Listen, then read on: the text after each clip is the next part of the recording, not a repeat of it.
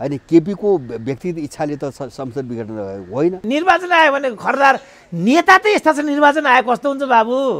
तपाईहरु यस्तो यस्तो प्रश्न गर्नुहुन्छ म निराश हुन्छु के। अब संसद पुनर्स्थापना हुने भनेको केपी ओली र उनीसँग जोडेको शक्ति मटियामेट हुने भनेको हो। एउटै पार्टीमा दुईवटा अध्यक्ष भन्ने कुरा संसारमा कहीँ हुन्छ भने उल्लुले गर्ने कुरा हो नि। होइन, हामी माओवादी विद्रोह गर्दाखेरि यो कुरो बाहिर नलैदिए भए त बादललाई त मार्ने चाहिँ टुङ्गो लगाइसकेको थिएँ नि। त्यो त मैले साँच्ची के भन्छ भने त्यो त मैले बचाएको बादल, उसको ज्यान मैले बचाएको होइन। कोर्टमा पुगे को छ र त्यहाँ पार्टीका त्यहाँ न्यायाधीश छन् र त्यहाँ आफ्नो र परिवारको स्वार्थको निम्ति प्रचण्डले जसलाई प्रयोग गर्छ त्यसलाई सडकमा फाल्न पनि कति हिचकिचाउँदैन, कति पनि त्यस्तो अमानवीय मान्छे हो भन्ने कुरो सबैलाई थाहा छ। जे पनि बोल्न पाइन्छ त। मलाई यति कुण्ठा छ भित्र, कसैलाई गाली गर्न मन छ, कसैलाई प्रशंसा गर्न मन छ, ठोकिदिउँ त।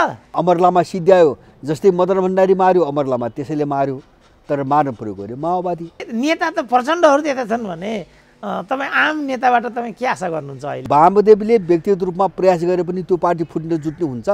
वामदेवको त्यो अगाध भएको मान्छे हो। त्यो जनयुद्धको पालमा भएको करोडौँ होइन अरबौँको सम्पत्ति छ, त्यो कहाँ छ त? त्यो मोहन वैद्यले पाएको छ हिस्सा, विप्लवले पाएको छ हिस्सा, बादलहरूले पाएको छ पाएको कसैले? अथवा संसद पुनर्स्थापना नहुने भनेको अर्को पक्षको मटियामेट हुने भनेको हो। जस्तो संसद पुनर्स्थापना मात्रै नहोस्, प्रचण्ड कहाँ पुग्छन् त्यो हामी हेर्छौँ भोलि। यो के भनेको? उनले निर्देशन मात्रै, उनले टाउको फोर्ने निर्देशन मात्रै दिए, वाइसीले त साँच्चै टाउको फोर्छ।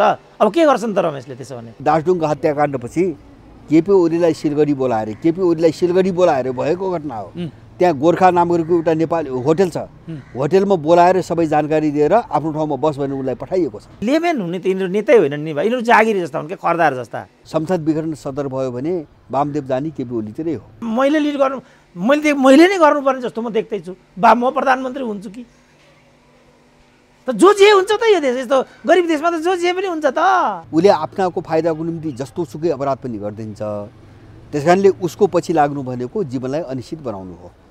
त्यो पनि सबै माओवादीले बुझेको छ। अब झलनाथलाई पनि हानेको छ, प्रचण्डलाई नि हानेको। थप्पड त सामान्य हो नि त बहुदल व्यवस्थामा, थप्पड असामान्य कुरा होइन। तर मैले देख्दा यहाँ वारदातै हुन्छ। यो गृहकलह, यो घरेलु झगडासँग नेपाली जनता टाँसिन चाहँदैनन्, किनभने यो नेपाली जनताको विषय होइन। इन्डियाले आफ्नो बरकतमा संसद विघटन गरायो भन्ने कुरा मैले विश्वास गर्दिनँ, किन नेपालको भू राजनीतिभित्र इन्डियाको त्यो हैसियत गुमिसकेको छ। आफू नभए आफन्तहरूलाई छोरी बुहारी स्वानी भन्ने कुरा त्यही त हो नि, हामी देखिराखेका छौँ। शेरबहादुरसँग गठबन्धन गरेर छोरीलाई बनाए, केपीसँग गठबन्धन गरेर बुहारीलाई बनाए। आफ्नै चाहिँ त्यो बुहारीलाई मन्त्री बनाउनुको निम्ति प्रचण्डले साह्रै तल्लो स्तरमा प्रयोग गरेको पात्र हुन् लेखराज। खबरदार दाइनदेवले निर्णय गर्ला जागिर खानु सकी छैन केटा, यो हो नि त भनाइ यिनीहरूको। चीनले जति कोसिस गरे पनि यिनको पार्टी फुट्छ होइन, मैले त्यो पटक पटक भनेको छु। किन भन्छ भने यिनको पार्टी फुटाउनु र जुडाउने फ्याक्टर अर्को छ, चीन होइन। संसद विघटन अब सम्भावी छ, अदालतले त्यही पक्षमा निर्णय गर्छ। आकलन है यो, के गर्ला थाहा छैन, तर बिउतिने सम्भावना तपाईँ देख्नुहुन्न? मैले बिउतिने सम्भावना देख्दिनँ। न यस्तो हुन्छ, एउटा चिज के हुन्छ भने हामीले पहिले अब निर्णय कस्तो आउला के होला भन्नको निम्ति हामीले सङ्कट के हो भन्ने बुझ्नुपर्छ क्या। जस्तो यो माथि माथि बगेर बाहिर रूपमा हेरेर हुँदैन। मैले पहिले पनि भने नि, यो चाहिँ यो सिस्टममाथि आएको सङ्कट हो, एउटा कुरा सिस्टममाथि आएको सङ्कट हो। अब यिनको बिचको लडाइँ के हो भन्छ भने अब मर्ने कि बाँच्ने भन्ने प्रश्नसँग जोडिएको लडाइँ हो। यो पार्टीभित्रको कुनै चाहिँ विषयवस्तुमा उठेको विवाद होइन होइन। उनका भित्र पनि एकले अर्कोलाई सक्ने हिसाबले र पावर क्याप्चर गरेर आफ्नो अस्तित्व राख्ने हिसाबले आएको विवाद हो। जब चाहिँ तपाईँको सिस्टम पनि वारपारको चरणबाट गुज्रिरहेको छ, यिनको अस्तित्व पनि वारपारकी चरणबाट गुज्रिरहेको छ, त्यो पार्टी कब्जा गर्ने वा सत्ता कब्जा कुनै पनि कोणबाट कुरा गर्दाखेरि अब यो चिजले यिनको भविष्य नै दाउमा हालिदिएको छ भनेपछि एउटा बृहत डिजाइन, एउटा ठुलो सेटिङ, एउटा प्लान बिना त यस्तो घटना त घट्दैन होइन। केपीको व्यक्तिगत इच्छाले त संसद विघटन होइन।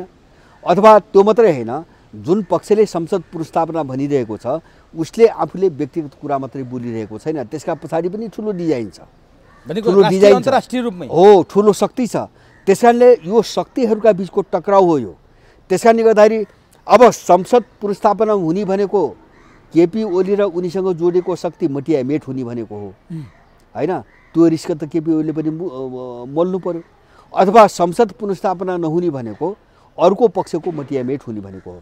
जस्तो संसद पुनर्स्थापना मात्रै नहोस्, प्रचण्ड कहाँ पुग्छन् त्यो हामी हेर्छौँ भोलि। प्रचण्ड कहाँ पुग्छन् को कहाँ पुग्छन् त्यो हामी देख्छौँ भोलि। के संसद पुनर्स्थापना नभएपछि प्रचण्डलाई खतरा छ?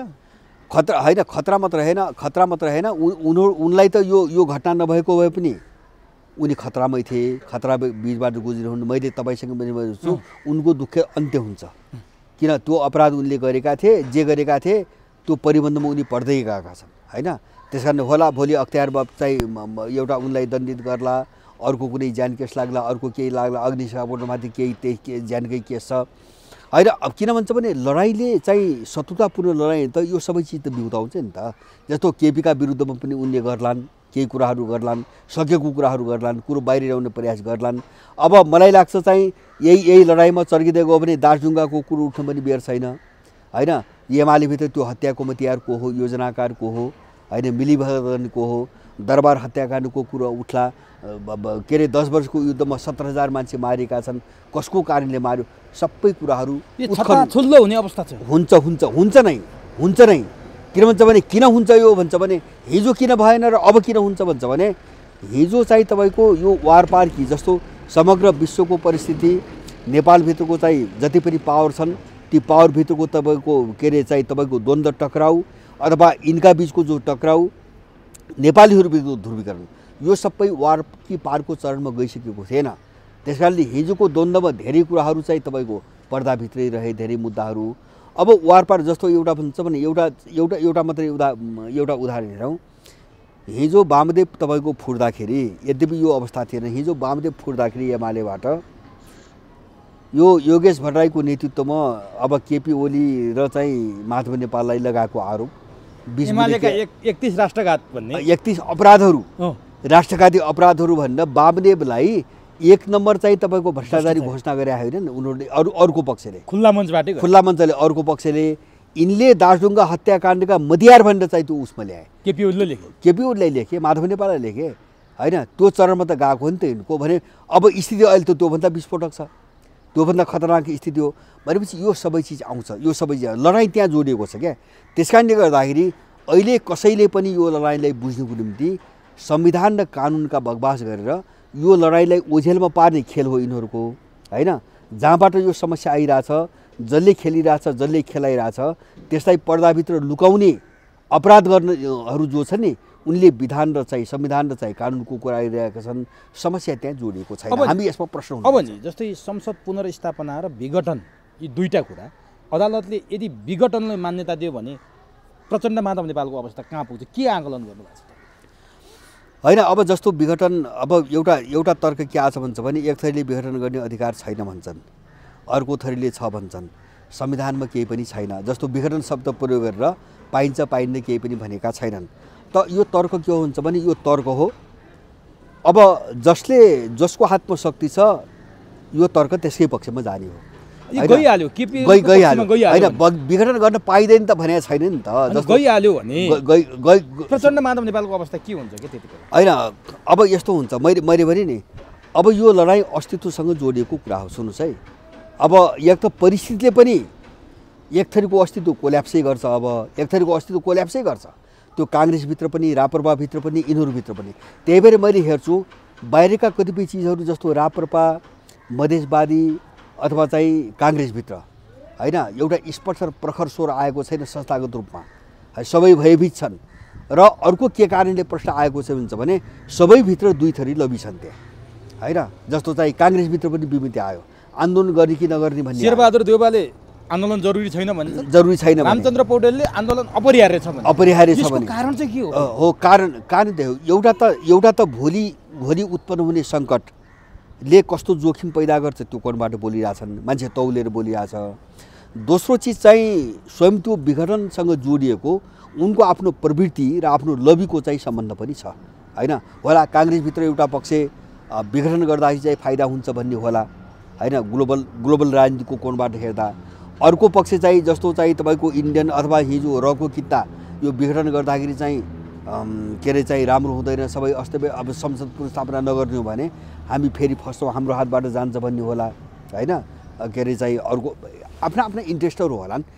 तर चाहिँ हामीले सारमा हेर्ने के हुन्छ भने जस्तो माधव नेपाल, अब माधव नेपालकै हकमा चाहिँ मैले त्यति ठुलो चुनौती देख्दैन। मैले एउटा हेर्ने के हुन्छ भने हिजोको विभिन्न लेगेसी अथवा हिजोको इतिहास, हिजोसँगै काम गरेका चाहिँ विभिन्न घटनाहरू, विभिन्न क्रियाकलापहरू, एमालेभित्र त सबैका बिचमा त लामो सम्बन्ध छ नि। त्यो सम्बन्धले माधव नेपाल र चाहिँ तपाईँको ओलीका बिचमा ठुलो कटुता, मारामार, काटाकाटको स्थिति आइहाल्छ भने हिजोका केही लेनदेनका कुरा हुन सक्छ। लेनदेनको मात्र होइन, त्यही दाढुङ्गै छ नि, किन लेनदेनका कुरा गर्नु पर्यो? दुईटै जोडिएका छन् होइन, दुवैले दबाब छन् नि होइन। जस्तो माधव नेपालको के अरे चाहिँ 15 वर्ष उनी महासचिव भएका छन् पार्टीको होइन। छानबिनलाई दबाउनु त माधव नेपाल हो नि। अनि केपी ओलीको आयोग बनेको छ, केपी ओलीको आयोग बनेको छ।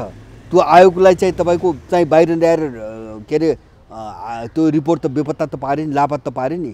त्यो मात्रै होइन, मलाई कतिसम्म जानकारी छ भन्छ भने दासडुङ्गा हत्याकाण्डपछि केपी ओलीलाई सिलगढी बोलाएर भएको घटना हो।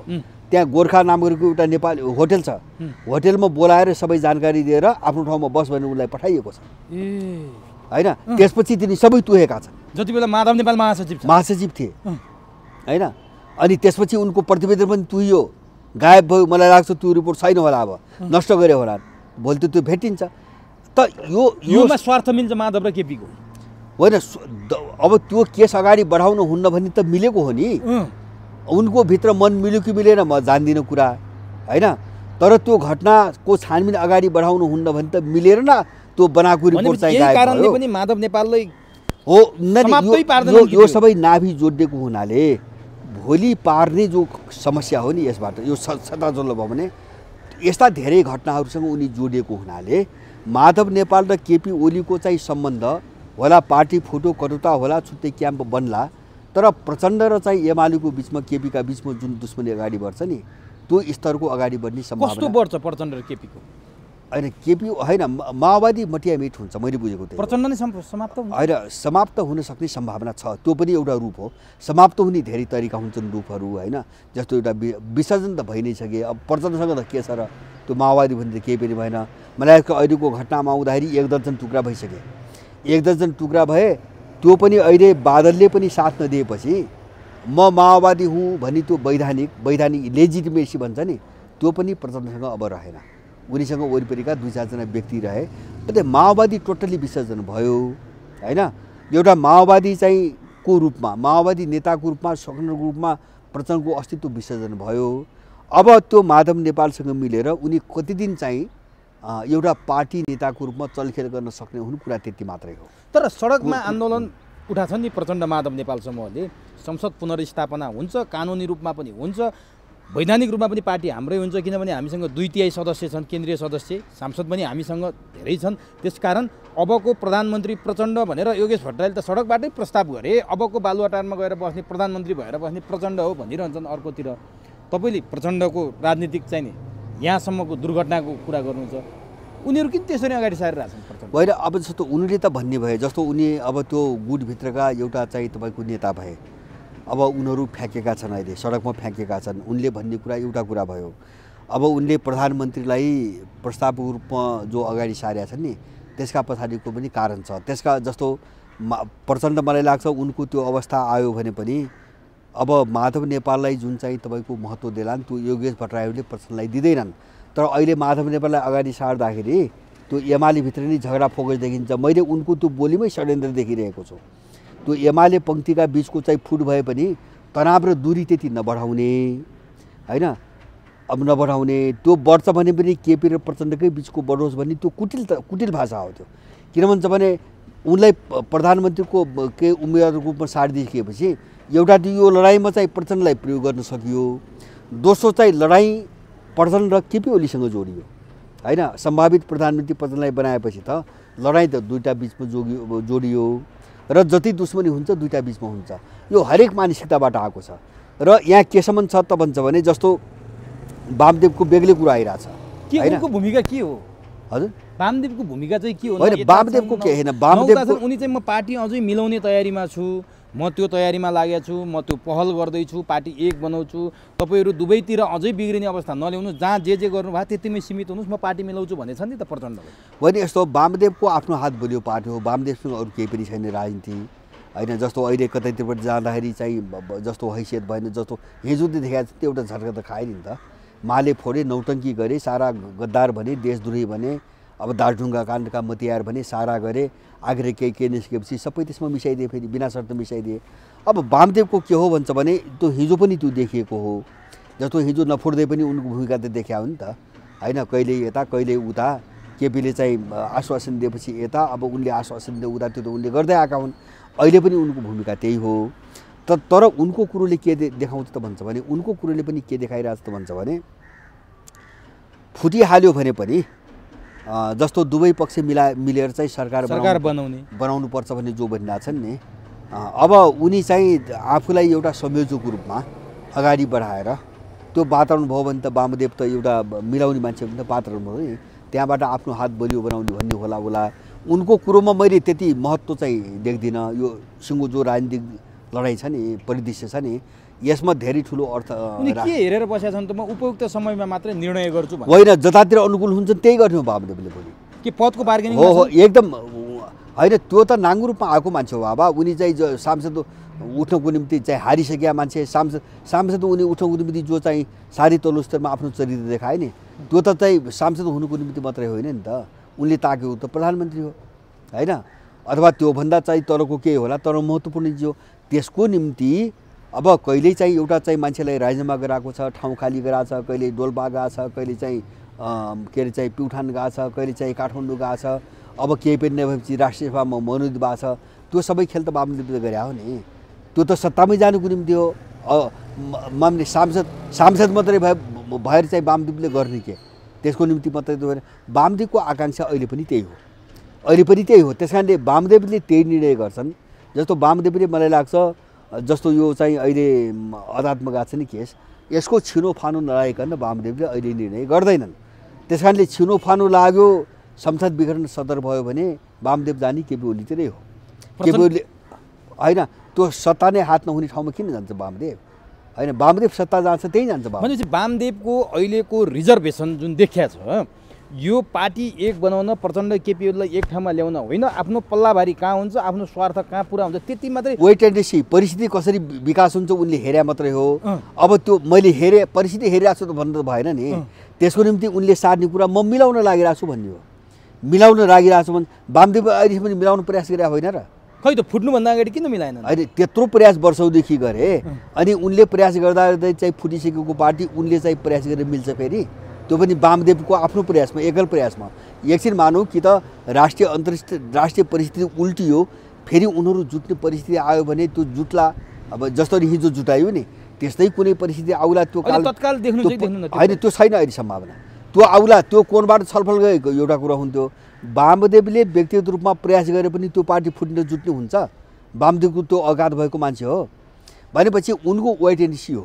भोलि परिदृश्य कस्तो देखिन्छ त्यो अनुसार कता लाग्ने भने उनले पछि टुङ्गो लगाउने हो। उनले अहिले निर्णय गर्दैनन्। तर रोचक कुरा के देखियो भने नि, जस्तो बादल वामदेव केही दिन निष्क्रिय बसे। वामदेव काहीँ कुनै मिटिङमा पनि गएको छैनन्, बादल पनि गएको थिएनन्। तर बादल अचानक केपीकोमा गए।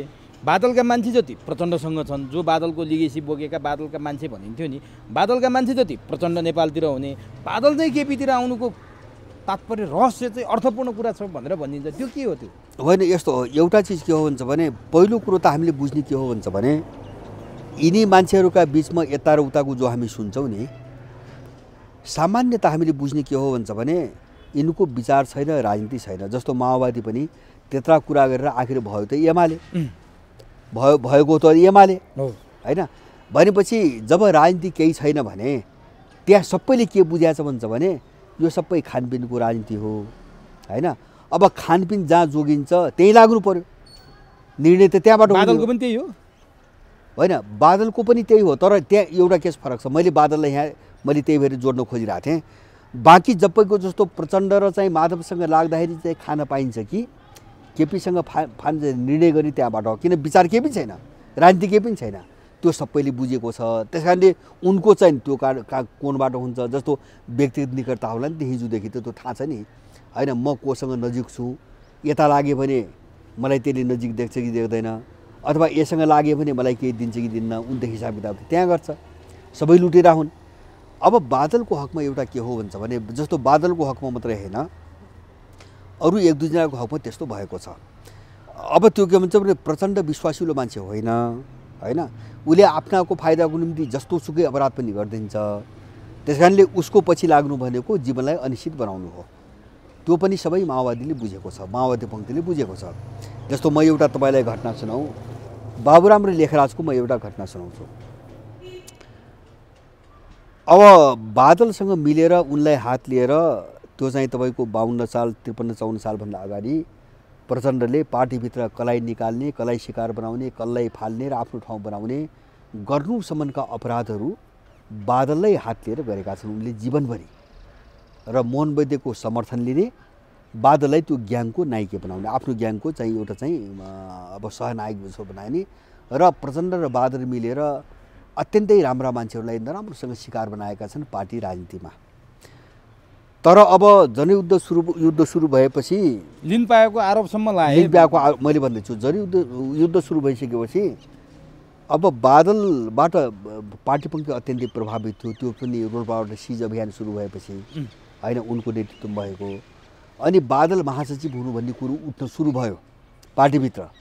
केपाबल मान्छे, अब यो सबै चाहिँ अगाडि डिजाइनर एउटा रणनीतिकार बादल नै हो, उही महासचिव हुनुपर्छ भन्ने कुरो उठ्ने बित्तिकै बादललाई ठ्याक्कै सिध्याइदिए। अरू कुरामा फसाएर बादललाई सिध्याइदिए। त्यो प्रचण्डले बनाएको योजनामै सिध्याएको हो। प्रचण्डको योजनामा हो, एकदम स्पेसल उनको आफ्नो योजनामा फसाएकै हो त्यो। प्रचण्डले बादल महासचिव नबनुन् भनेर नबनुन् त्यो माग उठ्यो। अब कसरी किल गर्ने बादललाई होइन। हामी माओवादी विद्रोह गर्दाखेरि यो कुरो बाहिर नलैदिए भए त बादललाई त मार्ने चाहिँ टुङ्गो लगाइसकेको थिएँ नि। त्यो त मैले साँच्ची के भन्छ भने त्यो त मैले बचाएको, बादल उसको ज्यान मैले बचाएको। किन बादललाई मार्ने योजना पुरै तयारीमा लागिसकेका छन् भनेर हामीले बाहिर एक्सपोज गरेपछि यिनलाई अप्ठ्यारो भएपछि बादलको ज्यान बचेको हो। नत्र बादललाई मार्ने भनेर चाहिँ देशव्यापी खुलेआम पब्लिकली क्याम्पेन सुरु गरिसकेका थिए। पार्टीभित्र मात्र होइन, यस्तो गद्दार हाम्रो पार्टीभित्र निस्क्यो, यसलाई सफाया गर्नुपर्छ भनेर त्यो चाहिँ सहानुभूति र समर्थन चाहिँ एउटा बटुल्नुको निम्ति खुलेआम सर्वसाधारण मान्छेलाई चाहिँ चौरमा जम्मा गरेर चाहिँ यो कुरो राख्नु सुरु गरिसकेका थिए। अब त्यो त बादललाई थाहा छ नि त, त्यो थाहा छ नि त। जस्तो इगो त हुन्छ नि त मान्छेले, त्यो इगो चाहिँ अघिपछि प्रकट गर्न नपाएको निर्णायक मोडमा गर्छ आफ्नो अनुकूल भए पनि। अन्त बादलले साथ नदिनुको एउटा कारण त्यो जोडेको छ, एउटा त्यो घटना जोडेको छ। दोस्रो चाहिँ तपाईँको प्रचण्डले प्रयोग गरेर शिकार बनाउने जो प्रवृत्ति देखाए त्यो चिज जोडिएको छ। तेस्रो कुरो मैले अघि नै भने सत्ता जोडेको छ। प्रचण्डसँग लागेर के पाइन्छ, उसँग विचार त छैन, किन लाग्ने? गृहमन्त्री त घुम्छ होइन सबैको घुम्छ, अरूको मन्त्री गृहमन्त्री घुम्छ। जस्तो विचार छैन, राजनीति होइन, लक्ष्य छैन, उद्देश्य छैन, किन पछि लाग्ने? उसँग लागेर के हात लाग्ने भने किन लाग्ने? सबैले सोच्ने यही हो। अब लेखराजको हकमा पनि यस्तै विश्वासघातले काम गरिरहेछ मैले बुझेको, मैले सुनेको। जस्तो चाहिँ आफ्नै चाहिँ त्यो बुहारीलाई मन्त्री बनाउनुको निम्ति प्रचण्डले साह्रै तल्लो स्तरमा प्रयोग गरेको पात्र हुन् लेखराज। किन लेखराज नै लडिदिएको छ क्या त्यहाँ होइन। जस्तो केपी ओली एमाले पक्षसँग चाहिँ कुरो राख्ने, लड्ने, कन्भिन्स गर्ने, लबेङ्गने सबै लेखराजलाई प्रयोग गरे होइन। बुहारीलाई मन्त्री बनाए उनले। अनि त्यसको केही महिनापछि चाहिँ कैलालीमा भएको एउटा पार्टी कार्यक्रममा तपाईँहरूको सुदूरपश्चिमको नेता भीम रावल हो भन्ने भने त्यस्तो चाहिँ तल्लो दर्जाको मान्छे हो क्या प्रचण्ड। हिजो जबकि युद्धकालमा त्यसरी साथ दिएछ लेखराजबाट होइन, युद्धमा साथ त दियो होइन। बुहारीलाई मन्त्री बनाउनु पनि जुन व्यक्तिलाई प्रयोग गरेको छ उहाँ गएर भीम रावलसँग जसको मुख्य प्रतिस्पर्धा छ होइन, भीम रावल तिमीहरूको नेता हो, यहाँको नेता भनेर भन्छ। जबकि सुदूरपश्चिममा टक्राउ भनेकै भीम रावल चाहिँ लेखराज भट्टको छ भनेपछि यति तल गिर्ने मान्छे हुन् प्रचण्ड। त्यो त सबैले देखिरहेको छ नि। भनेपछि आफूलाई साथ दिएका मान्छेहरूलाई पनि घात प्रतिघात मात्रै गर्ने होइन। मणिले त्यही भोगेको छ, मणि थापाले होइन युद्धकालभरि त्यही भोगेको छ, लेखराजले त्यही भोगेको छ होइन। टोपबहादुरहरूले त धेरै शिकार भए, हिजो बाबुराम ग्याङमा लागेर धेरै शिकार भए, त्यो सबै भोगेका छन्। अब उनकै पक्षमा भएकाले पनि भोगेका छन् केहीले, यद्यपि केही मान्छे पछि छन् उनीको, तर भोगेका छन्।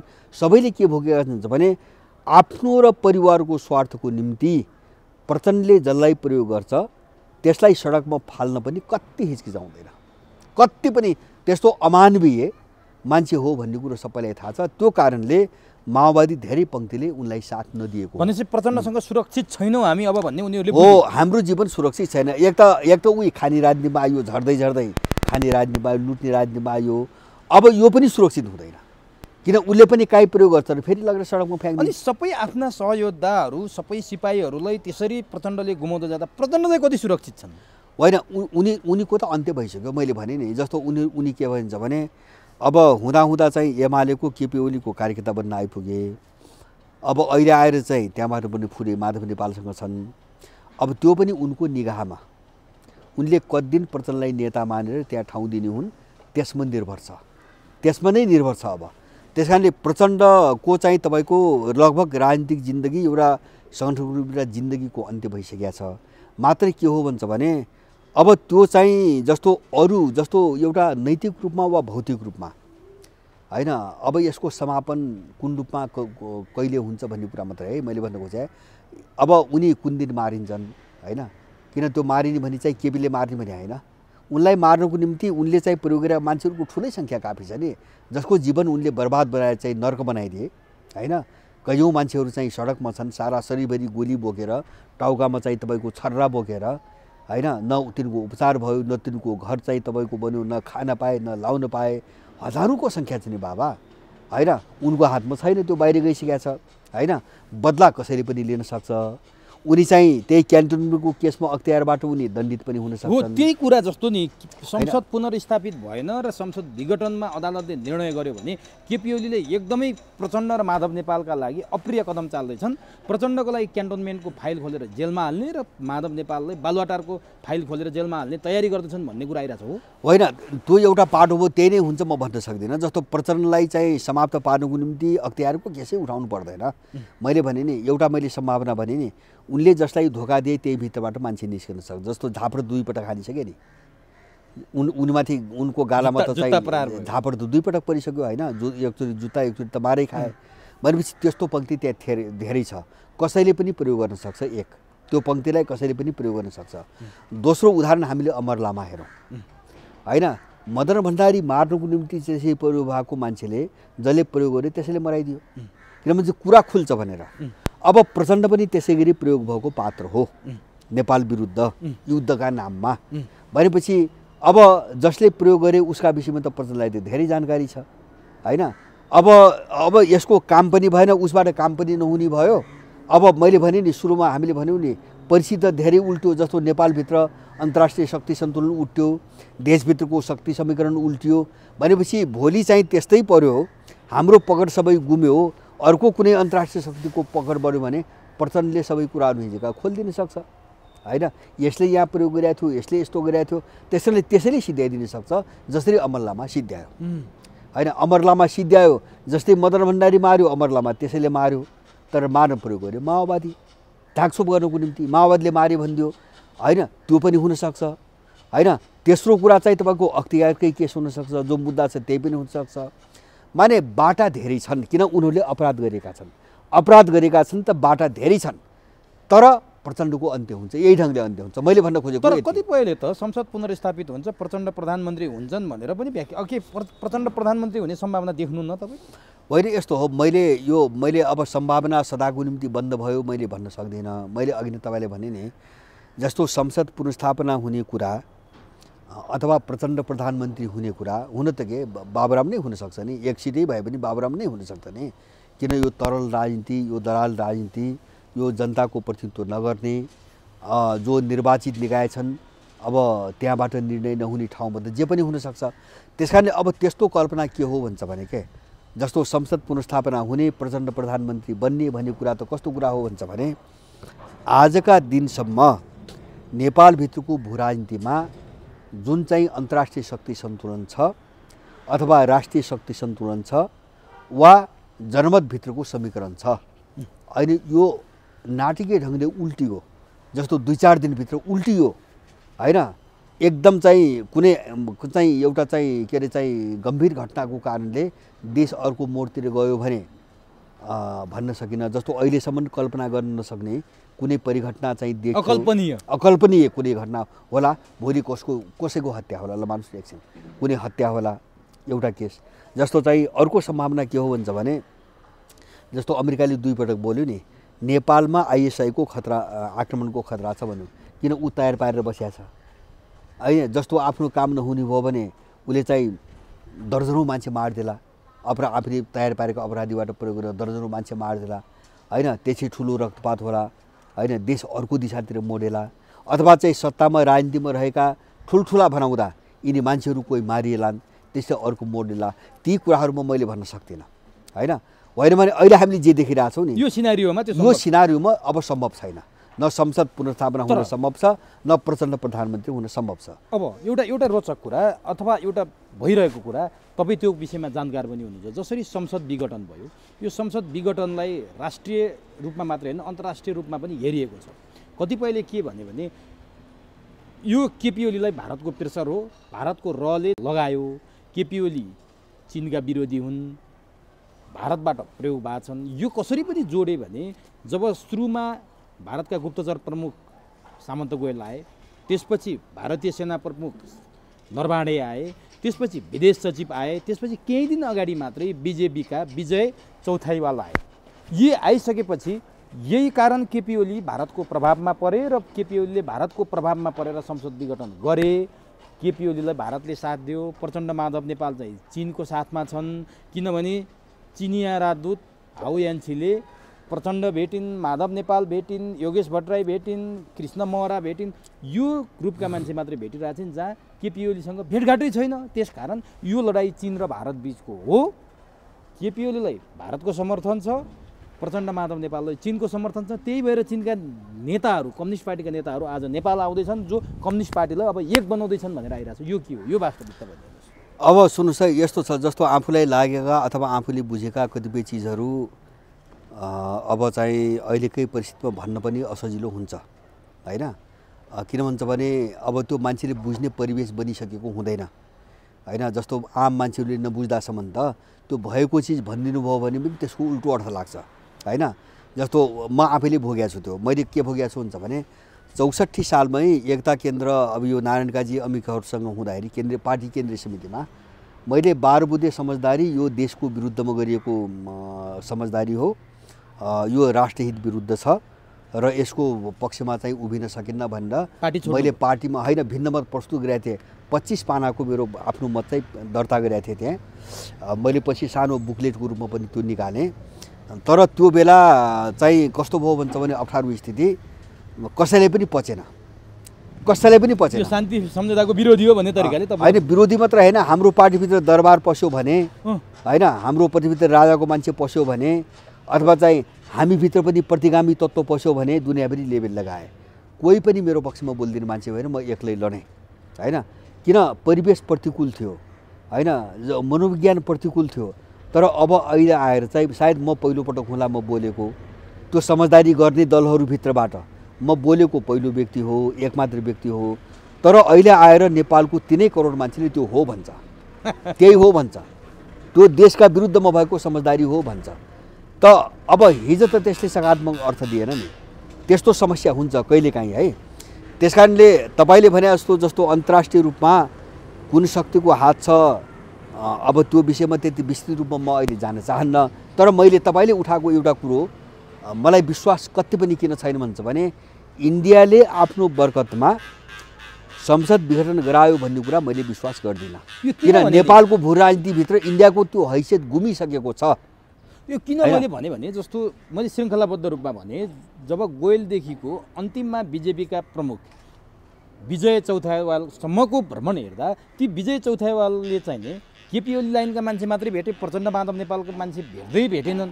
केपी ओली भेटे, विष्णु पौडेल भेटे, शेरबहादुर देउवा भेटे, महन्त ठाकुर भेटे। यो कुराले चाहिँ केपी ओलीले तिनीहरूकै सल्लाहमा गरे कि भनेर यहाँ आम बुझाइ छ। वास्तविकता के हो? होइन, यो राजनीति कस्तो हुन्छ भन्छ भने के राजनीतिको एउटा छली रूप पनि हुन्छ होइन, जसलाई यिनीहरूले चाहिँ कूटनीति भन्छन्। मैले त्यसलाई कपट नीति भन्छु। कूटनीति भनेको कपट नीति हो।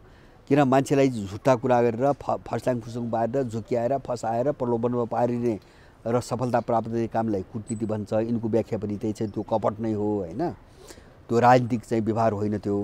अब यो कूटनीतिमा कस्तो हुन्छ भन्छ भने कसैले जे काम गरिरहेको हुन्छ त्यो त्यसले गरेको हो भन्ने चाहिँ कसैले पनि नबुझोस् भनेर एउटा बाहिर अर्को देखाइरहेको हुन्छ, भित्र अर्को देखाइरहेको हुन्छ।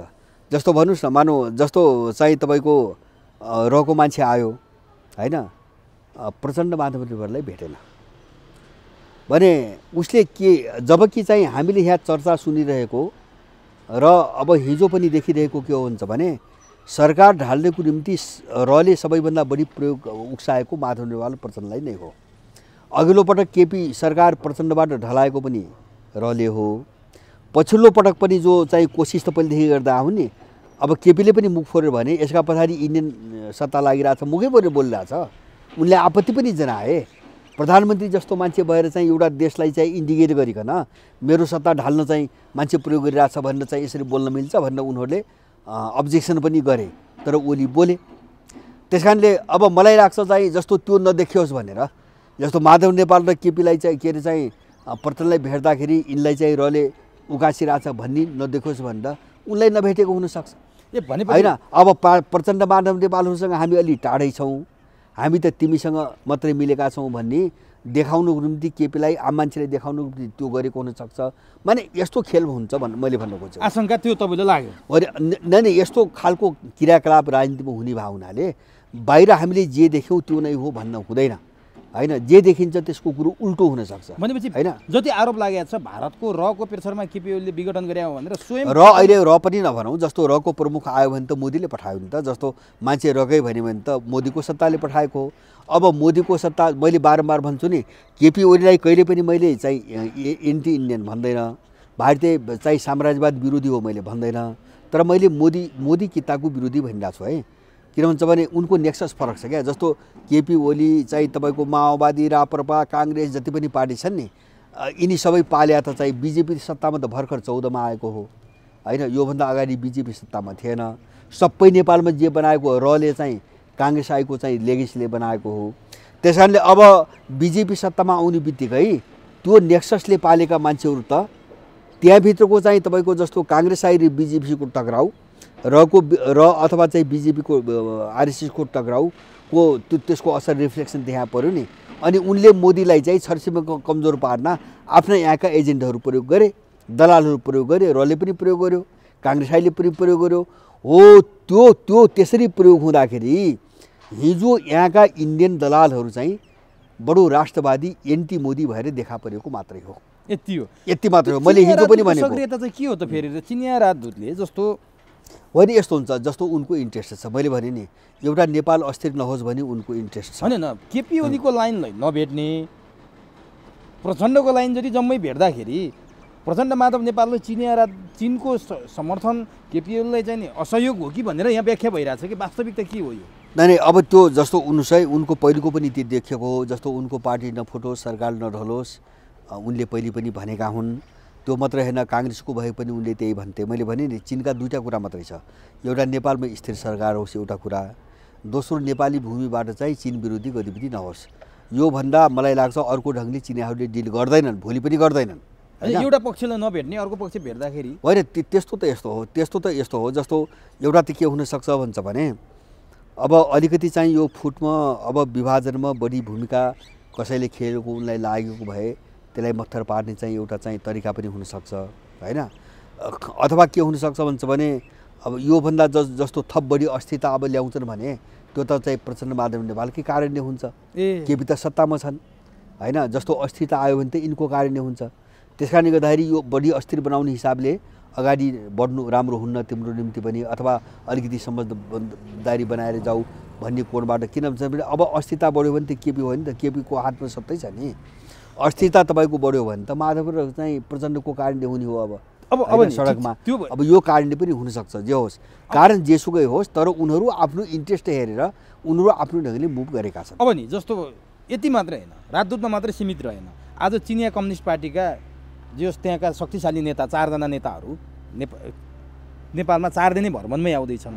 भारतको हिन्दुस्तान टाइम्सले लेखे अनुसार त नेपालको कम्युनिस्ट पार्टी फुटेपछि चीन खुसी छैन र त्यो पार्टीलाई एक बनाइदिनलाई 4 दिनको गृह कार्य गरेर पार्टी मिलाइदिने, सकेसम्म पार्टी फुट्न नदिने तहमै ओर्लेर चीनका नेताहरू नेपाल आउँदैछन् भनेर हिन्दुस्तान टाइम्सले लेख्यो। आउँदै पनि छन्, परराष्ट्र मन्त्रालयले पुष्टि गरिसक्यो। वास्तवमा के पार्टी मिलाइदिन र चीनले मिलाइदिएरै मिल्ने अवस्थामा पुगे हुन् कि के हो यो? होइन, यसो यसलाई हामीले अलिकति गहिरिएर बुझ्नुपर्छ क्या। जस्तो यो वास्तविकता नबुझिकन यो बाहिर चाहिँ यस्तो चिजलाई हेरेर चाहिँ केही पनि बुझेन। मैले तपाईसँगै पनि भनेको छु एकपटक, मैले अन्यत्र पनि भनेको छु, चीनले जति कोसिस गरे पनि यिनको पार्टी फुट्छ हैन। मैले त्यो पटक पटक भनेको छु। किन भन्छ भने यिनको पार्टी फुटाउन र जुडाउने फ्याक्टर अर्को छ, चीन होइन। हैन। चीनको कुरा मात्रै के हो भन्छ भने उसको सदाशयता नफुटुन्, सरकार नढलोस्, उनको कुरो त्यति हो। उनको सदाशयता हो, त्यो कोणबाट भएको पहल हो। तर यिनको पार्टी र बनाउने र चाहिँ तपाईँको भत्काउने जो वस्तुगत प्रक्रिया हुन्छ नि त्यो अर्को छ, निर्णय गरी त्यसले हो। त्यस कारणले चीनले जति प्रयास गरे पनि यो फुट्छ, मैले बारम्बार भनेको छु र फुट्यो। र अहिले पनि के हो भन्छ भने चीनले जुटाएर चाहिँ यो जुट्दैन हैन। अब यो जुट्ने स्थिति आयो भने त्यो कारण अर्कै होला, त्यो सम्भावना अहिले मैले देख्दिनँ हैन। चीनले जुटाइदिए अब चिनीहरूको भूमिका मात्र के हुने हो भन्छ के को लागि आउँदैछन् हैन। सुन्नुहोस्, यसमा धेरै चिज जोडिन्छन्। एउटा चिज त जस्तो चाहिँ अस्थिरता, सडकमा अस्थिरता नल्याऊ हैन, यसले फाइदा गर्दैन, तिमीलाई पनि फाइदा गर्दैन, यो हुनसक्छ। जस्तो यो बढ्दै गयो भने त दुश्मनी यिनीभित्र मारकाट त सुरु हुन्छ नि, यिनलाई घाटा गर्छ। दोस्रो के छ भन्छ भने यिनको पार्टीसँग उनीहरूको चाहिँ भाइचारा सम्बन्ध कायम गरेका छन्। अब कोसँग गर्ने भन्ने कोसँग गर्ने भन्ने कुरा आउँछ हैन। त्यो सम्बन्ध त अहिले कमसेकम दुवैसँग जीवित राख्नु पर्यो हैन। अब भोलि एउटासँग गर्लान् अथवा दुईटैसँग राख्लान्, कोहीसँग नराख्लान्, भोलिको कुरा भयो। अब अनि चाहिँ व्यवहार कोसँग कसरी गर्ने त्यो पनि एउटा समझदारी बनाउनु पर्यो हैन। भाइचारा भएका दुईटै तपाईँको टुक्रे। अब तेस्रो चिज के हुनसक्छ भन्छ भने उनको आफ्नो इन्ट्रेस्टको कुरो पनि राख्लान् हैन। जस्तो यो अराजकता अस्थिरता आयो भने उनलाई कहाँ असर गर्छ हैन, हामी यसमा अलिकति चिन्तित छौँ भन्ने कोणबाट उनले कुरो राख्लान्। जस्तो चाहिँ कहीँ अमेरिका खेल्ने हो कि इन्डिया खेल्ने हो कि युरोपियन खेल्ने हो कि हैन, उनले त कुरो गर्छन् त सत्तामा मान्छेसँग। त्यस कारणले हामी यहाँ अलिकति चिन्तित छौँ, संवेदनशील छौँ भन्ने उनीहरूले भन्लान्। आफ्नो विरुद्धमा आउने वातावरण बन्न नदिने, हस्तक्षेपको रूपमा लिने कि नलिने होइन। यस्तो हो, अब मैले जस्तो आफ्नो इन्ट्रेस्टमा काहीँ आश नआओस् भनेर कसैले कुरो राख्छ भने मैले त्यो हस्तक्षेप मान्दैन। हस्तक्षेप भने के हो भन्छ भने यो गरेर त्यो गरेर, यसरी गरेर त्यसरी गरेर जब भन्छ नि हस्तक्षेप त्यो हो हैन। हस्तक्षेप त्यो हुन्छ। अब तिमीहरू फुट्नुहुन्न, देश अस्थिर बनाउनु हुन्न हैन, हाम्रो इन्ट्रेस्टमा अर्को पक्षलाई खेल्न दिनुहुन्न भने चाहिँ कसरी हस्तक्षेप हुन्छ? त्यो त हामीले गर्न नदिनु कुरा हो, हामीले गर्न नदिनु कुरा हो। हामीले नदिएपछि त उसले भन्दैन नि। र मैले बारम्बार भन्दै आएको हुन्छ भने जस्तो उनको सक्रियतालाई मैले हस्तक्षेप किन मान्दैन भन्छ भने यहाँ त नेपालमा जे भएको छ उनको विरुद्धमा अरू शक्तिबाट भएको छ। त्यो जस्तो नेपाल यस्तो जो भयो, तपाईँ युद्धकालदेखि हेर्नुहोस् अथवा त्योभन्दा अगाडिदेखि हेर्नुहोस्, इन्डियन अमेरिकन युरोपियनहरूले को कारणले, उनको हस्तक्षेपको कारणले देश यस्तो भएको, चिना कारणले होइन। जस्तो म उदाहरण दिन्छु, अब आरएसको कोटाबाट यो खस जातिहरूको नाम हटाऊ भनेर युरोपियनले चाहिँ वक्तव्य निकालेर यहाँ पत्र बुझायो होइन, त्यो तिनलाई अधिकार छ हैन। धर्म परिवर्तनको गर्ने अधिकार, संवैधानिक अधिकार हुनुपर्छ भनेर ब्रिटिस राजदूतबाट भागेको होइन। अमेरिकाले अस्ति भर्खरै केही महिना अगाडि वक्तव्य जारी गरेको होइन। अनि इन्डियनहरूले संविधानमा हाम्रो यो कुरो हुनुपर्छ, त्यो कुरो हुनुपर्छ, नत्र हामी मान्दैनौँ भनेर एजेन्डा कमल थापासँग एजेन्डा पठायो होइन भने त्यसलाई मान्नु पर्यो क्या हस्तक्षेप हैन। अब जस्तो हामी के भन्दैनौँ भन्छ भने उनले त्यो गरेन भने नेपालको भूमिबाट इन्डियाको विरुद्धमा चीनलाई खेल्न दिनुपर्छ त हामी त भन्दैनौँ, अमेरिकाको विरुद्धमा खेल्न दिनुपर्छ भन्ने हामी भन्दैनौँ। ल चीनले त्यो काम गरेको छैन, माने उनको रणनीति, उनको इन्ट्रेस्ट अनुसार नेपाल चल्नुपर्छ भन्ने भनेको छैन। भनेको छ भने त कसैले भन्नु पर्यो नि। त यहाँ त कस्तो छ भन्छ भने जस्तो हुम्लाको चीनले आपत्ति पनि जनायो, नेपालले खण्डन पनि गर्यो, आधिकारिक वक्तव्य पनि निकाल्यो। चीनले चाहिँ अतिक्रमण गरेको छ भने काङ्ग्रेसले स्यालु यहाँ चलाइरहेको छ हैन, झुटा कुरा बोले। किन त चीनका विरुद्धमा चाहिँ एकदम योजनाबद्ध रूपमा एउटा माहौल बिगार्न, मैले तपाईँसँगै चाहिँ 2 महिना अगाडि भनेको छु, यहाँ तयार पछाडि चाहिँ चीनका विरुद्धमा एउटा अभियान चलाउनु चाहिँ योजना बनिरहेको छ, मैले 2 महिना अगाडि भनेको छु। अनि चाहिँ त्यसरी यो अब इन्टेन्सनली कसले काङ्ग्रेस प्रयोग गरिरहेछ त्यो त उन त बुझिया छन् नि। अनि उनले काङ्ग्रेसलाई कसरी चित्रण गर्नु पर्यो भन्छ भने यो प्रो इन्डियन पार्टी हो भनेर उनको चाहिँ सरकारी अखबारले 2 पटक लेख्यो प्रो इन्डियन भनेर। उनीहरू त्यहाँसम्म आउन बाध्य भए यिनीहरू कपटपूर्ण किसिमले जानी बुझिकन एउटा चाहिँ बदनाम गर्नको निम्ति, वातावरण बिगार्नको निम्ति काङ्ग्रेस संस्थागत रूपमा काम गरिरहेको छ यहाँ, संस्थागत रूपमा। अनि चाहिँ त्यो नक्कली चाहिँ तपाईँको जारी गरिएका चाहिँ कृषि मन्त्रालयको नाममा अतिक्रमण गरेका 18वटा ठाउँ नक्कली त्यस्तो चाहिँ प्रस्तावको उसमा संसद लगेर प्रस्ताव दर्ता गरिरहेको छ, फिर्ता लिँदैन पनि। यस्तो चाहिँ घृणित ढङ्गले चाहिँ नाङ्गो रूपमा आइसकेपछि उनीहरूले प्रो इन्डियन भन्न बाध्य भए। यो अरूले चलाएका मान्छे हुन् भने हो, त्यो यिनी अरूले हाम्रो विरुद्धमा प्रयोग गरेका मान्छे हुन् भन्न बाध्य हुनु पर्यो। भनेपछि अब यो खेल नहोस् भन्ने हो क्या उनीहरूको। अब बढ्छ, निश्चित रूपमा बढ्छ। यो अझै बढ्दै जान्छ। भोलि अमेरिकन आउला, अर्को मान्छे पठाउला, इन्डियनहरू आइ नै रहेका छन्। यी चाइनिजहरू आए, 4 दिन बस्ने गरी आए। 4 दिन भने त लामो समय दिए नि त। त्यो त एउटा सङ्केत मात्रै हो। उनले कति महत्त्व दिइरहेछन् भने त त्यसैबाट पनि बुझिन्छ होइन। जस्तो अर्को चीनको रक्षा मन्त्री आए, हामीले के बुझ्यौँ त्यसबाट? मैले के बुझेँ भन्छ भने अब सरकारी मान्छेसँग आधा घन्टा पनि समय दिएनन्, सेनासँग 3 घन्टा बसे भनेपछि नेपालको अब पावर भनेको हामीले डिल गर्न सकिने अब एउटा भरपर्दो संस्था सेनै हो भने त सङ्केत दिएर स्वीकार गरे। यिनी केही पनि होइनन् भन्ने गयो नि त, सङ्केत दिए नि त। अब यस्ता गतिविधिहरू बढ्छन् होइन। तर हामीले अब आफ्नो देशको पक्षमा, हाम्रो देशको राष्ट्रिय हित पक्षमा हामीले कसरी डिल गर्ने भन्ने हो क्या, उनको कुरो होइन। त्यो त बहुदलीय व्यवस्थामा सामान्य हो। यहाँ मारामार हुन्छ क्या। अब कुटाकुट त बहुदलीय व्यवस्था सामान्य हो नि। यो त किन जस्तो भनौँ न, अब सुशील कोइराला माथि नै पनि एउटा युवाले चाहिँ चाबेलमा आक्रमण गरे आफ्नै कार्यकर्ताले कुटेको हो नि त। अब झलनाथलाई पनि हानेको छ, प्रचण्डलाई नि हाने। थप्पड त सामान्य हो नि त बहुदल व्यवस्थामा, थप्पड असामान्य कुरा होइन। तर मैले देख्दा यहाँ वारदातै हुन्छ। किनभने उनीहरूको जस्तो भनौँ न, माओवादीको त्यो एउटा वाइसिएल पृष्ठभूमि छ, त्यो पुनर्जीवित भयो भने मैले देख्दा त्यो, किनभने यसमा चाहिँ उनीहरूले भने जस्तो अदालती फैसला भएन भने तपाईँ लेखेर लानु होला, अशान्ति हुन्छ। त्यही जस्तो एमाले पृष्ठभूमिका युवा सङ्घका नेता रमेश पौडेलले त केपी ओलीको विपक्षमा हस्ताक्षर गर्नेहरूको टाउको फोड्न निर्देशन दिइसके। यो के भनेको? उनले निर्देशन मात्रै, उनले टाउको फोड्ने निर्देशन मात्रै दिए। वाइसिएल त साँच्चै टाउको फोड्छ। अब के गर्छन् त रमेशले त्यसो भने? हो, यो असहिष्णुतापूर्ण, तपाईँ ठिकै प्रश्न गर्नुभएको छ। उनीहरूले यो खालको शैलीमा आउनु हुँदैन, यसलाई राजनीतिक रूपमा लिनुपर्छ। सामान्य रूपमा लिनु पर्यो नि। सिद्धान्त मिलेन, विचार मिलेन, भागभण्डा मिलेन। होइन, यो स्वार्थ मिलेन। सिद्धान्त विचार त हिजो एकतै सिद्धान्तमा भएको थिएन नि त। स्वार्थै मिलेन। एउटै पार्टीमा 2-2वटा अध्यक्ष भन्ने कुरा संसारमा कहीँ हुन्छ भने? उल्लुले गर्ने कुरा हो नि यो। हुँदैन भन्ने थाहा पाउँदा पाउँदै फेरि चोइटेर गएर फेरि प्रचण्डले माधव नेपाललाई अर्को अध्यक्ष बनाउनुको फेरि रस के छ डाक्टर साहब? त्यहाँ केको लागि रहेछ त फुट्यो? त्यही पदको लागि भन्ने त तीबाट पुष्टि भइगयो नि। अब कार्की ब्याङ्कवेटमा त माधव नेपाललाई त अर्को अध्यक्ष बनाइदिए। त्यही त भन्छु, त्यहाँ उनीहरूले यति भन्न सक्नु पर्दैन। यो पहिला उहाँले बारम्बार भन्नुहुन्थ्यो कि यो चाहिँ के भने पदको होइन, पदको होइन। पदभन्दा यहाँ अब उहाँ संसदीय दलको भइसके नेता, उनी पार्टीको अध्यक्ष भइसके, त्यसरी के को लागि भएको त? यो पदै रहेछ नि त डाक्टर। पद बाहेक त केही छैन त। यो पद बाहेक अर्को हुँदै होइन क्या। केपी ओलीले यही कुरा प्रश्न भने त माधव नेपाललाई तेस्रो अध्यक्ष चाहिएको छ भने मैले लैजा खानुस् भनेकै थिएँ। त्यो बेला उहाँको मुखमा के आयो, अस्वीकार गर्नुभयो। आखिर तेस्रै अध्यक्ष त जस्तो त देखिया छन् माधव नेपाल। मैले भने किन नमाने भनेर गुनासो गर्दै थिएँ। होइन, उनलाई त यो भन्ने अधिकार छैन, किनभने उनले यो व्यवस्थापन गर्नु पर्थ्यो। यो मिस्टेक प्रचण्डले गरेको त्यो कुरा म मान्छु। आलो पालोमा उहाँहरू विचलित हुनु हुँदैन थियो क्या।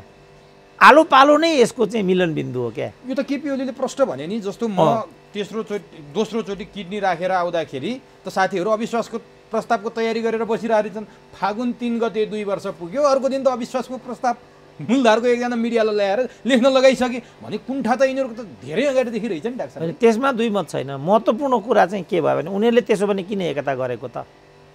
यो मात्रै उत्तर चाहिन्छ। यसको उत्तर मात्रै नेपाली जनतालाई उनीहरूले दिनुपर्छ। अरू सबै कुरा यिनको यो यो यो गृहकलह, यो घरेलु झगडासँग नेपाली जनता टाँसिन चाहँदैनन्, किनभने यो नेपाली जनताको विषय होइन, बढीमा यो कार्यकर्ताको विषय हो। यिनका कार्यकर्तालाई खुवाउने प्याउने कुरा हाम्रो विषय हुन सक्दैन नि, यो हाम्रो विषय नै हुँदैन।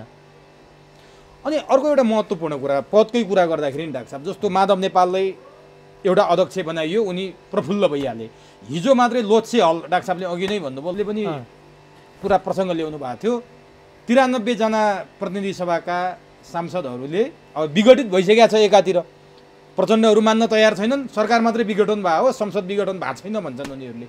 प्रचण्डले फेरि संसदीय दलको नेता बनाइसकेपछि एकदमै हँसिलो मुद्रामा प्रचण्डले अब हामी सरकार बनाउनेतिर लाग्छौँ, अब हाम्रो प्रमुख ध्येय भनेको सरकार गठन गर्नु हो भनेर भनिसकेपछि के रहेछ त डाक्टर साहब? यो तपाईँलाई म एउटा दृष्टान्तमा लैजान्छु। त्यति बेला गिरिजाबाबुसँग संसदीय दलमा प्रचण्डले प्रतिस्पर्धा, के अरे शेरबहादुरले प्रतिस्पर्धा गरे हो। तर अबिर जात्रा चाहिँ गिरिजाको होइन, शेरबहादुरको भयो। किनभने जितेको त गिरिजाले थियो, तर अबिर जात्रा चाहिँ शेरबहादुरले गरे। किनभने यो त्यति पनि नपाएको व्यक्तिको लागि त ठुलो कुरा हुन्छ नि त। हारेर पनि अबिर जात्रा गरे, हारेर पनि अबिर जात्रा गर्नुको मतलब दिन सके भनेर। यस, त्यो सेन्स उनले दिन खोजेको। त्यो त कुनै ठुलो कुरा थिएन। हारुवाले त अबिर जात्रा त गर्दैन नि त। प्रचण्डको कुरा पनि त्यही हो। अब प्रचण्डले त्यो पदभन्दा प्रचण्डको जीवनको लक्ष्य अर्को देख्दै देखिँदैन। जताबाट पनि पद भन्ने देखिन्छ। आफू नभए आफन्तहरूलाई छोरी बुहारी स्वानी भन्ने कुरा त्यही त हो नि, हामी देखिराखेका छौँ। शेरबहादुरसँग गठबन्धन गरेर छोरीलाई बनाए, केपीसँग गठबन्धन गरेर बुहारीलाई बनाए, तर आफू त अहिले पनि भएका छैनन्। त्यो धोको उनको छँदै थियो। त्यसको एउटा झझल्को त्यहाँबाट आउँछ। अन्यथा उहाँहरूले यति चाँडै यो चिज गर्नु नहुने। उहाँहरूले के भन्नुपर्ने, ठिक छ अब हामी पार्टी विभाजनको अप्रिय दिशामा त अघि बढिसकेका छौँ, अहिले विषय अदालतमा पुगिराखेको छ, त्यो विचाराधीन भएको हुनाले हामीले यो तरिकाले जानु केही समय पर्खौँ अगाडि बढौँला भन्नुपर्नेमा उहाँले त्यति मात्रै गर्नुभएको छैन। त लोच्छे हामी यहाँ बोलिरहेछौँ, लोच्छे हलमा बैठक उहाँहरू पक्षका सांसदहरूको जारी छ भन्ने छ। अनि यति बेला सांसद निवर्तमान भएको छन् कि छैनन् कि अथवा अदालतमा बाँकी नै छ, उहाँहरूलाई यति छिटो तिग्रा ठटाउनु पर्नेको कारण जनताले सोध्नु पर्दैन? होइन, उहाँहरूले यो सब प्रक्रियालाई मान्नु नै भएको छैन। राष्ट्रपतिलाई उहाँले राष्ट्रपति घोषणालाई मान्नु नै भएको छैन, प्रधानमन्त्रीको सिफारिसलाई उहाँले मान्नु नै भएको छैन, केही पनि मान्नु भएको छैन। यदि भोलि अदालतले फैसला गरिदियो कि संसद विघटन ठिक छ भनेर गरिदियो भने प्रचण्डको संसदीय दलको नेता कति दिनलाई हुन्छ? कतिपयले हिजो भित्ते राष्ट्रपति भएको थिए, अब फेसबुके संसदीय दलको नेता भनिरहेका छन्, त्यही पुष्टि त हुने होइन डाक्टर? त्यो त पुष्टि भइगयो, तर उनीहरू त के गर्ने अरे भने भविष्यको प्रतिनिधि सभामा यदि त्यस्तो निर्णय अदालतले गर्यो भने लोकमान सुशीला कार्कीलाई जस्तो चोलेन्द्र शमशेर जाबारालाई पनि महाभियोग पो लगाउने अरे त। महाभियोग पनि अहिले नै पेश किने संसदहरूले महाभियोग हुन सक्छन्? होइन, आउनेमा लाउने अरे। अहिले थर्काएको खबरदार दायनदेवले निर्णय गर्ला, जागिर खानु सकि छैन केटा, यो हो नि त भनाइ यिनीहरूको। यिनीहरूले हिजो यही भनिकन यो अब योगेशहरूले यसको जवाबदेहिता लिनुपर्छ, किनभने त्यहाँ पुग्नुपर्ने दीपक राज जोशीले। अब चोलेन्द्र शमशेरलाई हाम्रो इसारामा काम गर्ने शर्तमा उनीहरूले त्यहाँ प्रधान न्यायाधीश बनाएको छ। दुर्भाग्यले अब चाहिँ योगेश भट्टराई क्याबिनेटमा छैनन्। अब योगेश भट्टराईलाई पश्चाताप लागेको हुनुपर्छ कि विधिको शासनमा हामीले संवैधानिक निकायलाई दुरुत्साहन गर्नुको फल स्वयंले पनि भोग्नु पर्ने हुँदो रहेछ। त्यसकारण यो शक्ति सन्तुलनको सिद्धान्त र संवैधानिक निकायका अधिकारीहरूलाई उच्च स्थानमा राख्नुपर्ने कारण यो हो। संविधानवादको सिद्धान्तले, विधिको शासनले त्यो चिजलाई चाहिँ वकालत गर्नुको पछाडि यो तर्क थियो।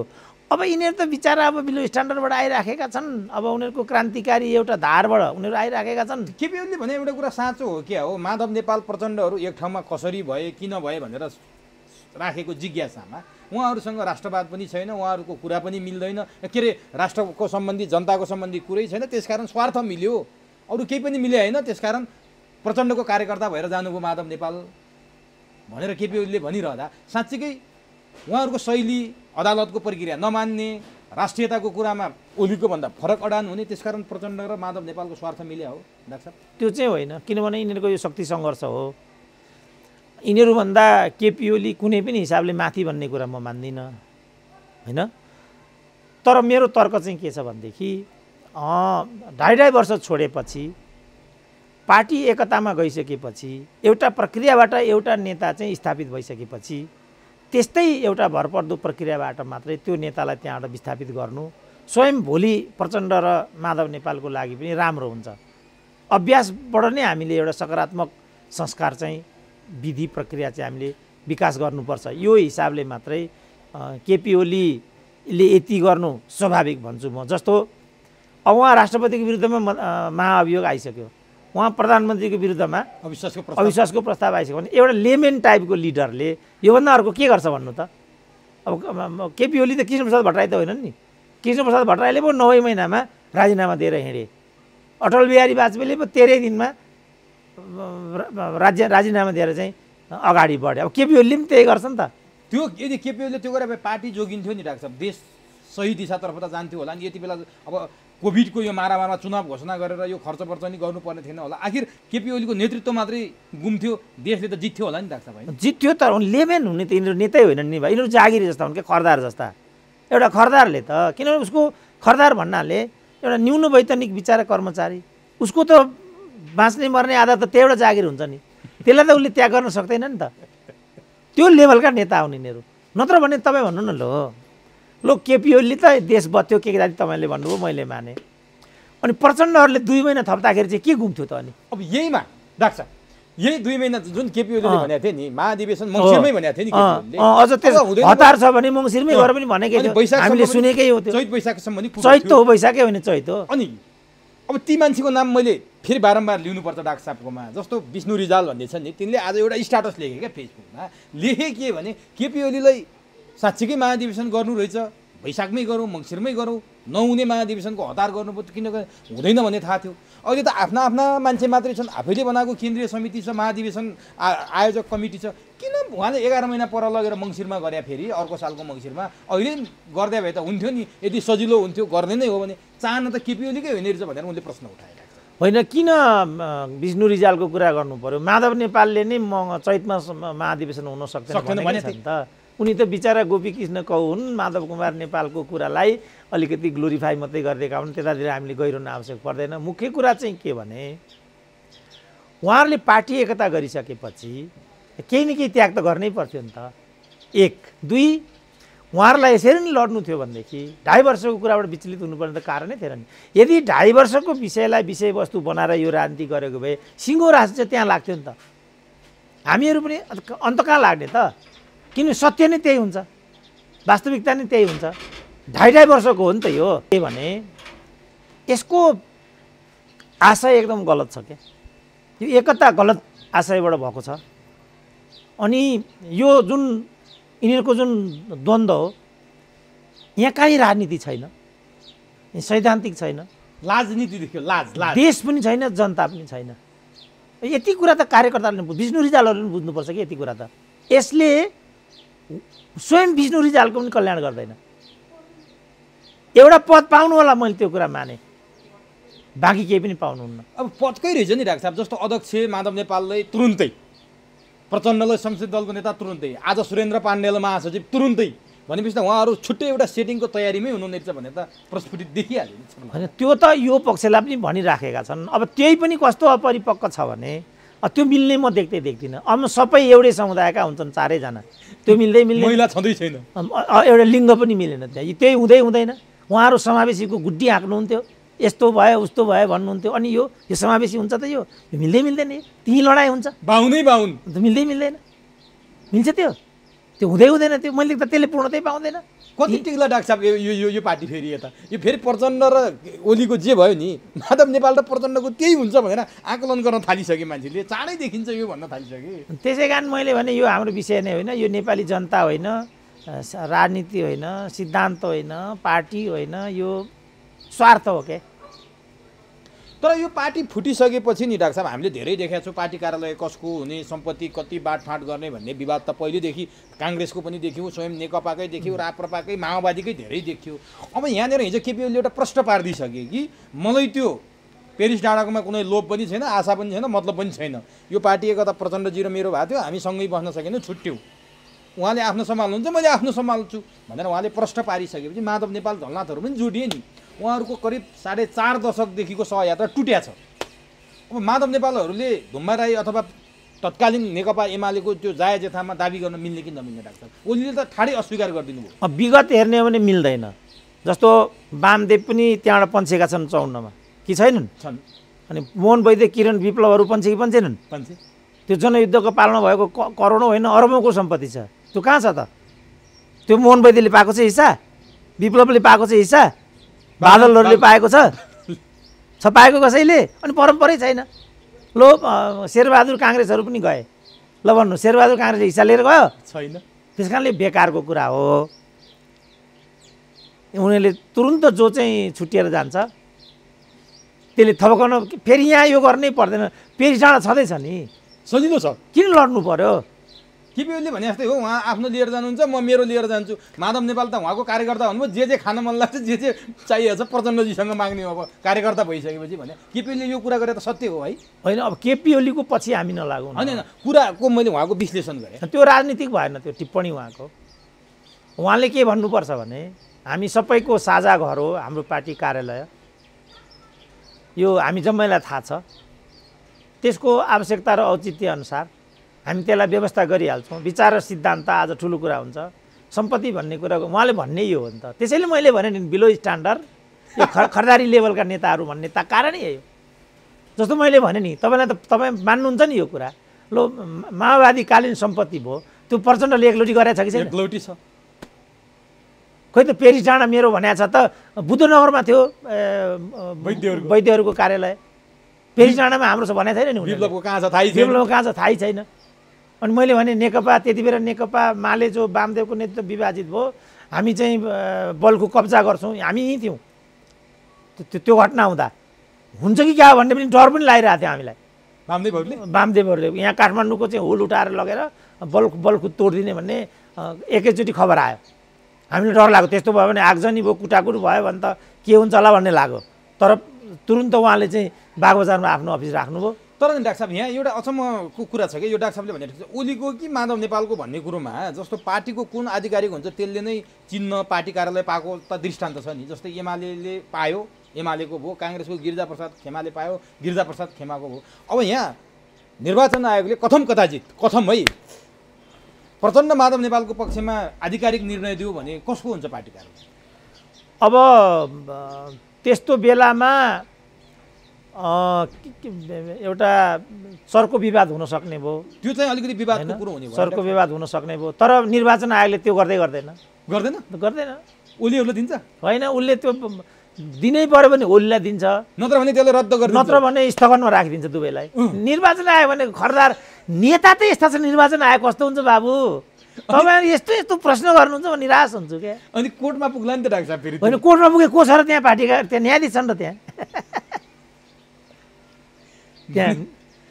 भनेपछि सेटिङ पुरै छ होइन सेटिङ नभनौँ न हाम्रो जो पद्धति जुन हामीले विकास गर्यौँ हाम्रो पत्रकार कस्तो छ हाम्रो बौद्धिक कस्तो छ हाम्रा चाहिँ एमपीहरू कस्ता छन् हाम्रा मन्त्री कस्ता छन् हाम्रा कुटनीतिक कस्ता हामीलाई थाहा छैन गएको टर्ममा चाहिँ हाम्रो अस्ट्रेलियामा जो राजदूत थिइन् के गरेर बस्थिन् कमान सिंह लामाको कहाँ विवाद आइपुग्यो हामीलाई थाहा छैन र यस्तै त हो नि यिनीहरू अब बालुवाटार कसरी अहिले बालुवाटारको बिचौलिया काम गर्ने न्यायाधीश छन् अहिले त्यहाँ त्यो बालुवाटार अब हेर त लो त्यो बालुवाटार कसरी यिनीहरूले खाएका छन् यिनीहरूले त्यहाँ त्यत्रा मुख्य सचिवहरू छन् अब लगेर बिचारा एउटा त्यही विजय गजदारको टाउकामा हालिदिए कुरै सिद्धियो अब त फेरि अन्त हाल्ने तयारी पनि हुँदैछ अरे नि त डाक्टर साहब त्यहाँ होइन अब त्यो पनि त क्यान्टोनमेन्टको 34 अर्ब बालुवाटारमा प्रधानमन्त्री मुछिएका कुरा फेट खुल्दैछन् रे फाइल होइन त्यो त यो त त्यो भएपछि जनताले त ताली पड्काउला नि डाक्टर साहब होइन ओली सरकारलाई साथ भन्न सकिँदैन विवाद जनताले ताली पड्काउनु पर्ने ठाउँमा ताली पड्काइदिने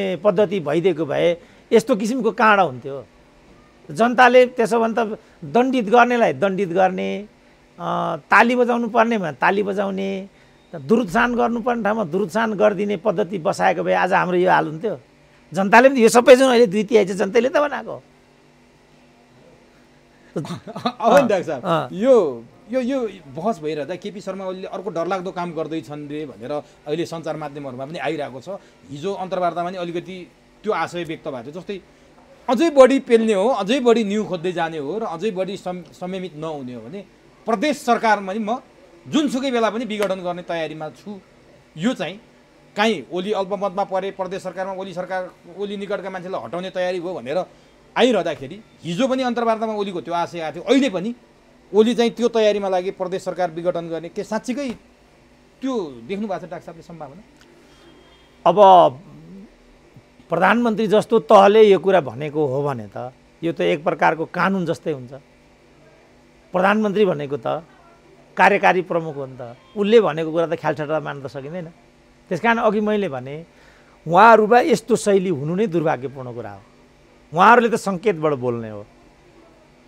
उहाँहरूले त कानुन अनुसार हुन्छ देशको संविधान अनुसार हुन्छ मैले भनेर केही पनि कुरा हुँदैन उहाँहरूले भन्ने यति हो तर उहाँले त भनिदिनु भयो हिजो पनि भनिदिनु भयो अहिले पनि तयारी गर्दै हुनुहुन्छ अरे भन्ने आयो अब एक त केपी ओलीमाथि संहिता विरोधीको आरोप पनि लाग्थ्यो गणतन्त्र विरोधीको लागेको अहिले अझैसम्म आरोप खेपिरहनु भएको छ संसद विघटन गरेपछि अब प्रदेश सभा पनि विघटनतिर लाग्नुभयो भने त संहिता विरोधीको आरोप पनि खेप्नुपर्ने भयो अझै होइन संहिता विरोधी तपाईँ देखिरहनु भएको छ उखु कृषकहरू त प्रदेशबाटै त आएका हुन् नि त होइन मेरो विचारमा उखु किसानहरूलाई भुक्तानी नदिने प्रदेश सरकार चाहिँ संघीय विरोधी हुन् थपकन उखु कति होला त्यो उखु कति 90 करोड छ जम्मा 90 करोड त हो नि होइन मलाई त्यति पनि हो जस्तो लाग्दैन ल हो 90 करोड 90 करोडको आइरहेको छ 89 करोड भन्ने क्या अरे त्यति जाब त सङ्घले पनि त प्रदेशले पनि त भुक्तानी दिन सक्दो हो नि त अझ प्रदेश नम्बर 5 लुम्बिनीको चाहिँ नेपाली काङ्ग्रेसको उपनेता भनेर सुनिन्छ त्यसले चाहिँ 21 करोड चाहिँ हिनामिना गरेको छ भने ऊ चाहिँ सङ्घवादी हो कि सङ्घविरोधी रहेछ त? के नाम अरे? वीरेन्द्र कनौडिया भनेपछि तराई मुलकै भयो अनुहार। अनि खोइ त तराई मुलका त सङ्घीयताका हामी मसिया हौँ भन्छन् त।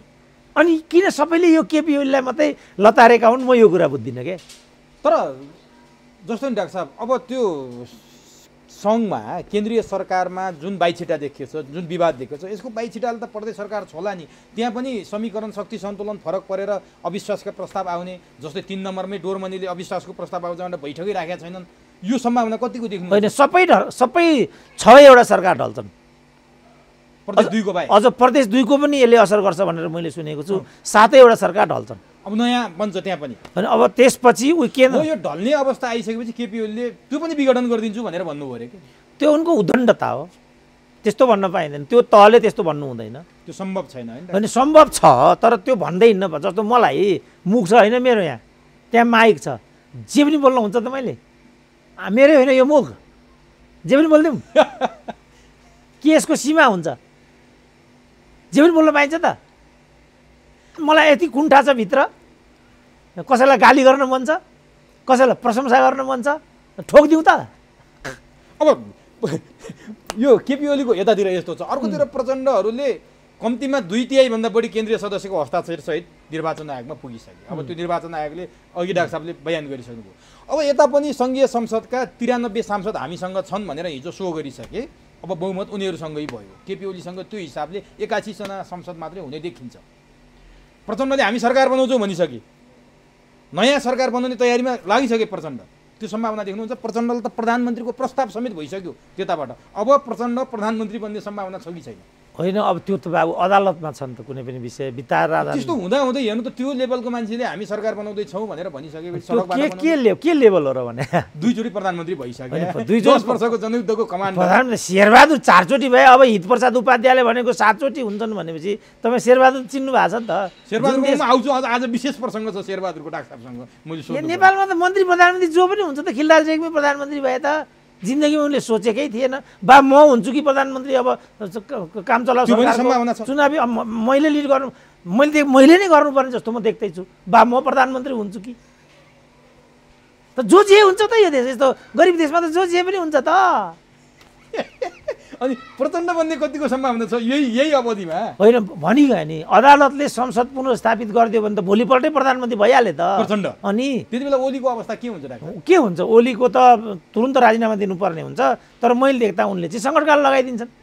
त्यो गर्न पाइन्छ? ओली ए बाबा सबै भत्काइदिन्छु, टुट्छु, फुट्छु भने, कुर्सी भाँच्छु भन्ने मान्छे अहिले त्यो कुर्सी भाँचेको त औपचारिक मलाई थाहा छैन। तर एउटा कुरा त तपाईँले अहिले नै के भन्नुभयो भने म प्रदेश पनि विघटन गरिदिन्छु, म विघटन गरिदिन्छु, म जोड दिन्छु, म यस्तो प्रधानमन्त्री भन्न पाइन्छ? त्यो भन्ने मान्छेले म सङ्कटकाल लगाइदिन्छु भने तपाईँ के गर्नुहुन्छ? त्यो अवस्थामा के हुन्छ डाक्टर साहब? के प्रचार दल सल के सङ्कटकालमा राजनीतिक अधिकार हुँदैन, नागरिक अधिकार हुँदैन, सबै केपी ओलीमा हुन्छ। सबै अब केपी ओली होइन, देशको सरकारमा हुन्छ। नागरिक अधिकारबाट हामीहरू वञ्चित हुन्छौँ। अब एकातिर यस्तो छ डाक्टर साहब, अर्कोतिर केपी ओलीले पार्टीमा कारबाही पनि गरे छैनन् प्रचण्ड माधव नेपालले। अहिले पनि उनीहरूलाई सचिवालय सदस्य अध्यक्षको रूपमै हेरेछन्। खालि प्रवक्ताले चाहिँ अलिकति प्रवक्ताको भूमिका निभाउन नसकाए हुनाले हटाएको मात्रै भनेको। अनि 1100 जति चाहन्छन् उनले सदस्यहरू थपे। कतिसम्म भयो भने बालुवाटारको बाटो हिँड्दा समाउला नै त्यहाँ केन्द्रीय सदस्य बनाइरहेछन् जसले पनि समाएर भन्नेसम्म सामाजिक सञ्जालमा आए। तर अब भटाभट केन्द्रीय सदस्यले चाहिँ अस्वीकार गर्दै म होइन है, मलाई हटाइदिउँ, म त अर्को समूहमा गएँ भनेर 20 जना जति आइसके। त्योमा चर्चित अनुहार शेरबहादुर तामाङ र उषाकला राई पनि डाक्टर साहबले देख्नुभयो होला। किन यस्तो भइरह डाक्टर साहब? उताबाट छोड्दै यता दौड्दै गरिरहेछन्, यताका त उता गएको खासै देखिया छैन। के हो यो यसको कारण? शेरबहादुर र उषाकलाले के गरे? यी नेपाली राजनीतिक दलका नेता कार्यकर्ता भनेको त आयाराम गयाराम हुन् नि त। जहाँ मल्खु त्यता ढल्कु। यता अलि धेरै देखेर आएका हुन् फेरि। त्यो स्वतः छ नि त, किनभने शक्तिको ठुलो किन 2 जना यता छन् नेता, 2 जना नेता, किनभने 3 जना नेताको शक्तिलाई एक ठाउँमा राखेर पार्टी एकता गरिएको थियो हिजो। 3टा मुख्य नेता, अझ यसमा साना फुचे नेताहरू त जस्तो बादल भयो, वामदेव भयो, झलनाथ भयो, उनीहरूको त यहाँ हिसाबै भएको छैन। ईश्वर पोखरेल भाइ। अब यिनीहरूलाई माइनस गरेर चाहिँ यी माउडे 3टालाई मात्रै भनौँ भने पनि 2टा त यता छन् होइन। भन्ने बित्तिकै त स्वतः एराउन्ड 70% त यता हुन्छ नि त। अनि गएको किन होला त अस्ति शेरबहादुर तामाङ र उषा कला उता फेरि अनि होइन गएको आधिकारिकता नै बा भ्रम मात्रै हो कि हामीलाई थाहा फोटै छैन आयो भिडियो नै आएको थियो डाक्टर गएको गएको होइन किनभने त्यसरी यहाँ कति दाङको भयो मोरङको भयो दाङको त अध्यक्षले नै अस्वीकार होइन गरिसक्यो भनेपछि त्यो भन्नुभयो यिनीहरूले बा अनुमानमै बा आफ्नो राखी छोडेका थिए कि उनीहरूले अनुमान आधिकारिकता हामीलाई थाहा छैन नि तर आज त वक्तव्य नै निकालेर तर चाहिँ अब हामीलाई चाहिँ मेरो अनुमानमा शेरबहादुरमाथि त दुर्व्यवहार गरेकै थिए यिनीहरूले अनि फेरि त्यति गएको थियो अचम्मै माने होइन यता दुर्व्यवहार मन्त्रीबाट हटाएको यताले होइन भने केपीले हो अनि उता यिनी यता आएको होइन त अहिले अहिले फेरि केपीबाट यता आयो हो भनेपछि त त्यहाँ दुर्व्यवहार जस्तो हाम्रो त्यो लालबाबुको कुरा पनि त्यही छ लालबाबुलाई पनि त दुर्व्यवहार गरेको छ नि त यिनीहरूले हो लालबाबुलाई दुर्व्यवहार गरिरहेछ हो कि त्यो भएको हुनाले अब नेता त प्रचण्डहरू त्यता छन् भने तपाईँ आम नेताबाट तपाईँ के आशा गर्नुहुन्छ अहिले तर केपीले यही विषयमा एउटा बडो गजबको उदाहरण दिएको थियो डाक्टर साहब यो सोली सम्झिनुहोस् प्रचण्डहरू सोलीको माथिका फुकेका हुन् नेता फुकेका छन् तल चाहिँ यिनीहरूको केही पनि छैन ग्राउन्डमा नेता कार्यकर्ता जति मसँग छन् मेरो चाहिँ माथि म तल सुक्या छु सोलीको उल्टो हो म चाहिँ सोलीको तल म सानो छु माथि कार्यकर्ता चाहिँ वाङ्ग मेरो फुट्या छन् मसँग कार्यकर्ता धेरै छन् भनेर केपी ओलीले भने त्यो उपयुक्त हो डाक्टर साहब अनि त्यो केही पनि उपयुक्त होइन उनले त्यो कुरा भन्ने नै होइन हो भने पनि त्यो भन्ने कुरा होइन त्यो त व्यवहारबाट सिद्ध गर्ने हो उनीहरू के जस्तो अहिले भने यिनीहरूको अराजनीतिक शब्द त्यो ईश्वर पोखरेलको पनि हामी चाहिँ के धुलो चटाउँछौँ अनि यस्तो खालको जुन यिनीहरू उद्दण्डतापूर्ण यिनीहरूको अभिव्यक्तिले नै वास्तवमा केपी ओली सरकार बदनाम भएको हो नि ईश्वर पोखरेल भनौँ गोकुल बाँसकोटा भनौँ भानुभक्त महेश बस्नेत बनाएको महेश बस्नेत परेको होइन बरु महेश बस्नेत मैले राजनीतिक देख्छु तौर तरिका उनी त पुरै लाग्यो तराईतिर पुरै माहौल बनाइरहेको छ त्यो चाहिँ अब त्यो माहौलको कुरा मलाई थाहा छैन तर अभिव्यक्तिको हकमा महेश बस्नेतको जुन तादादमा बदनामी देख्छु त्यो तादादमा उनको अभिव्यक्ति उनको शैली देख्छु बरु म ईश्वर पोखरेल जस्तो मान्छे भानुभक्त जस्तो अखिलको महासचिव भइसकेको मान्छेको जुन किसिमको बडी ल्याङ्ग्वेज जुन किसिमको अभिव्यक्तिको शाब्दिक छनौट त्यो मलाई दुर्भाग्यपूर्ण लाग्छ र केपी ओली यी जम्मैका नाइके हुन् भनौँ न त्यसको प्रभाव उल्लेखनीय मात्रामा त्यहाँ परेको भन्ने कुरा प्रष्टै छ उहाँले यस्तो भन्नुहुन्न तर उहाँले त के भन्नुभयो भने प्रष्टसित म बरु देश स्वर्ग बन्छ भने नर्क बास बस्न पनि तयार छु नर्क जान पनि तयार छु सबै देशको लागि हो मैले के गरेन धरहरा कस्तो थियो धरहरा उठाएँ रानी पोखरी मैले राष्ट्रपतिबाट उद्घाटन गर्न लगाएँ पानी जहाजको कार्यालय खोले सडक कस्ता थिए काठमाडौँमा म आउनुभन्दा अगाडि हेर पुरै फेरिस्त दिनुभयो डाक्टर साहबले चित्त बुझ्यो त्यो होइन तर उहाँले चाहिँ लीलामणि पौडेललाई 4 महिना हुँदा फिर्ता बोलाउनु भयो उनको केही पनि गल्ती थिएन कुलमानको पुनर्नियुक्ति भएन उनलाई त्यहाँ पुनर्नियुक्ति गर्नै पर्थ्यो जो सडक इत्यादिको कुरा गर्नुभयो त्यो त प्रक्रियाभित्रको कुरा थियो सडक बालबालिकादेखि नै छोडे अरे सडकमा त्यो त अब सडक त्यसो भने गरिबीको मात्रा के छ प्रति व्यक्ति नेपालीमाथि ऋण घटेको छ त्यसो भने झन् बढाएको छ अनि त्यस्तो हावादारी कुरा गर्दै प्रधानमन्त्री जस्तो व्यक्तिले त्यस्तो हावादारी कुरा भन्दै हिँड्ने हो के भने उनले बनाएको बाटो हो र यो अर्को बाटो विस्तार गरेको पनि बाबुरामले गरेको भन्छन् बाबुरामसँग त्यो भिजनहरू त्यो त राजाको पालाको चाहिँ स्केचिङ हो उनीहरूले पिच गरिदिएको मात्रै हो अनि त्यस्तो कुरा गर्दै मैले गरेको भन्दै हिँड्ने यिनीहरूले गरे हो यो अनामनगरको बाटो यिनीहरूले बनाएको हो बबरमलको बाटो यिनीहरूले खोलेको हो त्यस्तो भन्दै हिँड्ने हो प्रधानमन्त्रीको लेभलको मान्छे त्यस्तो भन्दै हिँड्ने हो यो केही होइन त्यसो भने बाँसबारी छालो जुत्ता कसले बन्द गर्यो त्यो पनि भन्नु पऱ्यो नि त ट्रली कसले बन्द गरिदिएको गोरखकाली रबर त्यो कसले बन्द गर्यो त्यो भन्नु सगौरव भन्नु पऱ्यो नि त काठमाडौँको पिच गरेको भने यो कसले बन्द गरेको त भिरकुटी कागज कारखाना कसले बन्द गरेको यस्ता कुरा नगर्नु यिनीहरू मूलत चाहिँ विकास विरोधी हुन् मूलत अवसरवादीहरू हुन् अराजनैतिकहरू हुन् पदको लागि ट्रेडमार्क डेमोक्रेसीलाई कम्युनिजमलाई बनाएको भन्ने कुरा अब उनीहरूले नभने पनि हुन्छ ठिक छ विनयशील भएर हामीले पवित्र भावनाबाट हामीले यो सब गरेका गर्दा गर्दै कतिपय राम्रा कुरा भए कतिपय नराम्रा कुराहरू भए यो जुन पार्टी विभाजनको कुरा त यो त जनादेशको पनि योको पार्टी फुटाउनु भनेको अपराध हुन्छ भनेर त कतिचोटि माधव नेपालले नै भनेको छ अनि आज उनीहरूले अपराध गर्दाखेरि गौरव गरेर हाँस्ने यसमा उनी त 20 पिएर पनि यस्तो टिकेर बस्नुभयो प्रचण्डजी धेरै धेरै धन्यवाद तपाईँ यत्रो 2-3 वर्ष 20 पिएर बस्नुभयो भनेर बडो प्रचण्डको त गुणगान गाउँदै थियो त माधव नेपाल होइन उनले 20 पिएको कुरा सत्य हो त्यसो भने त्यो 20 पिउन किन गएका त भनेको नि हामीले पठाएको हो किनभने केपी ओलीको शैली प्रचण्डलाई थाहा थिएन माधव नेपाललाई थाहा थिएन प्रचण्ड के अरे केपी ओलीको शैली प्रचण्डलाई थाहा थिएन केपी ओली के छन् भन्ने कुरा हाम्रो यो माधव नेपाललाई थाहा थिएन केपी ओली त जहिले पनि यस्तै हुन् त जस्तो संसदीय दलको ऊ बेला झलनाथ खनाल चाहिँ पिएम हुँदा संसदीय दलको नेता चाहिँ जबरजस्ती होइन पिएम होइन पार्टीको अध्यक्ष हुँदा संसदीय दलको नेता जबरजस्ती चाहिँ केपी ओली भएका थिए।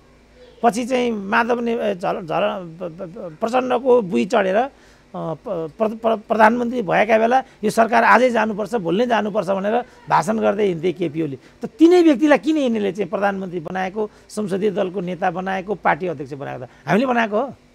ऊ त पार्टी अध्यक्ष भइसके, संसदीय दलको नेता भइसके, प्रधानमन्त्री भइसके, 2.5 वर्षको शर्त प्रचण्डले छोडिसके। अनि किन विष पिउने किन छोडेको त?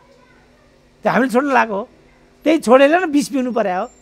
त्यो नछोडेको भए त त्यही अमृत पिएर बसिहाल्थे, कुरो सिद्धिहाल्थ्यो। आफू विष पिउने अनि त्यसको दोष चाहिँ जनताको टाउकामा हालिदिने सब ब्लफ हो। उहाँहरूले सब भन्ने कुनै नैतिक अधिकार छैन। उहाँहरूले चाहिँ विभिन्न किसिमको स्वार्थ देशी विदेशी चाहिँ इसाराबाट पार्टी फुटाउने अपराध गर्नुभएको छ उहाँहरूकै शब्दमा। यो क्षम्य छैन र म भन्छु नेपाली जनतालाई यिनीहरू दण्ड लागेका छन्। They must be punished. यिनीहरूलाई दण्ड दिनै पर्छ। त्यो त चुनाव मार्फत त होला नि। यस, अरू त के कुट्ने कुरा आएन, पिट्ने कुरा आएन। अब चुनाव मार्फत दिँदाखेरि त तपाईँहरू जस्ता अभियन्ताहरू छन्, तपाईँ थिङ्क ट्याङ्क बोलिराख्ने विकृति विसङ्गतिको विरुद्धमा तपाईँहरू जस्ता मान्छे आउने सम्भावना कतिको देख्नुहुन्छ अबको चुनावमा? होइन, हामी जस्ताको लागि नेपालको राजनीति होइन। यो मनी माइन्ड मसल जसले प्रयोग गर्न सक्छ तिनीहरूको हो। मलाई कसले भोट हाल्छ र? हाल्छन् र मलाई भोट? सामाजिक सञ्जालमा हेर्दा त डाक्टर साहबले 2-3 ल्याउनुहुन्छ जस्तो देखिन्छ। होइन, मैले एकजनाले 2-3 ल्याए पनि केही हुँदैन। त्यही सामाजिक राष्ट्रपति उठे त डाक्टर साहबले ल्याउने देखियो। त्यो म सम्भव छ। अहिले संविधान संशोधन गर्न सकियो, कार्यकारी राष्ट्रपतिको व्यवस्था भयो भनेदेखि मैले पहिला पनि भनेको छु एकपल्ट म नेपाली जनताको बिचमा आउन सक्छु। अब एउटा सांसद भएर त के हुन्छ? किनिदिहाल्छन् फेरि त्यहाँ। होइन, किन्ने होइन, हाँस्छन् नि।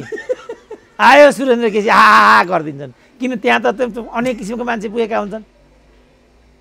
अब नि डाक्टर साहब, यति भइरहँदा, यत्रो विवाद भइरहँदा दुई पक्षको एउटा यहाँ कार्की ब्याङ्क्वेट र बालुवाटार, अहिले कार्की ब्याङ्क्वेट भर्सेस बालुवाटार छ।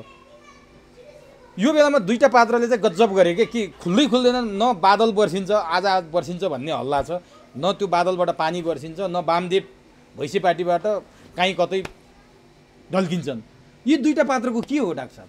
यो दुईटा पात्रको के हो भने बादलमाथि चाहिँ केही साङ्घातिक आरोपहरू छन् भन्ने छ। ती आरोपबाट उनी सन्तुष्ट भएर रिजर्भ बसेका। बादलको हकमा यो छ। अब वामदेवको हकमा त अब त्यहाँ गए पनि उनी थर्ड म्यान फोर्थ म्यान पनि नहुने भए।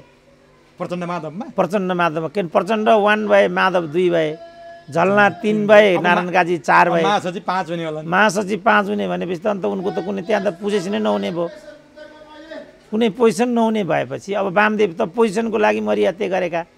अनि यहाँ उनको कसरी हुन्छ त? त्यहाँ अब कहाँ अड्छन् त तिनी? होइन, यता आउनु पर्यो। यता फेरि बादलले दोस्रो वरियता खोजिरहेछन् रे केपी पछि। उनलाई कार्यवाहक अध्यक्ष बनाइदिन्छन् वामदेवलाई। किनभने त्यो नगरी त्यो सन्तुलन पनि मिल्दैन। किनभने केपी ओलीलाई त यिनीहरूले बेकारमा धरापमा पारेको नि त। यो गर्नै नपर्ने क्या। चुप लागेर चाहिँ केपी ओलीलाई प्रधानमन्त्रीमा चलखेल गर्न दिएर पार्टीको महाधिवेशनतर्फ लाग्दै चैत वैशाखसम्ममा सहजै चाहिँ केपीलाई बिदा दिएको भए अनि अर्कोचोटिमा उम्मेदवार पनि हुन्न। मलाई त्यही 2 वर्षको प्रधानमन्त्री अझ विद्या भण्डारीले त अन्तिम चुनावी 1 वर्षको चुनावी सरकार चाहिँ तिमीलाई मिलाइदिन्छु भनेको पनि थियो अरे विद्याले प्रचण्डलाई। यिनीहरूको कुरै नगरौँ नि। यिनीहरू अर्कै स्वार्थबाट यिनीहरू मैले देख्दा दिग्दर्शित छन्।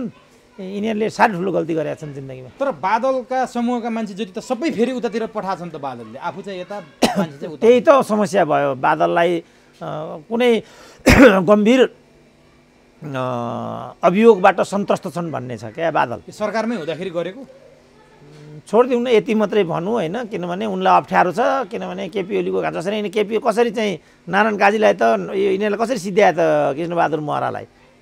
अहिले त मान्छेलाई सिद्ध्याउने खेल्छ नि त नेपालमा।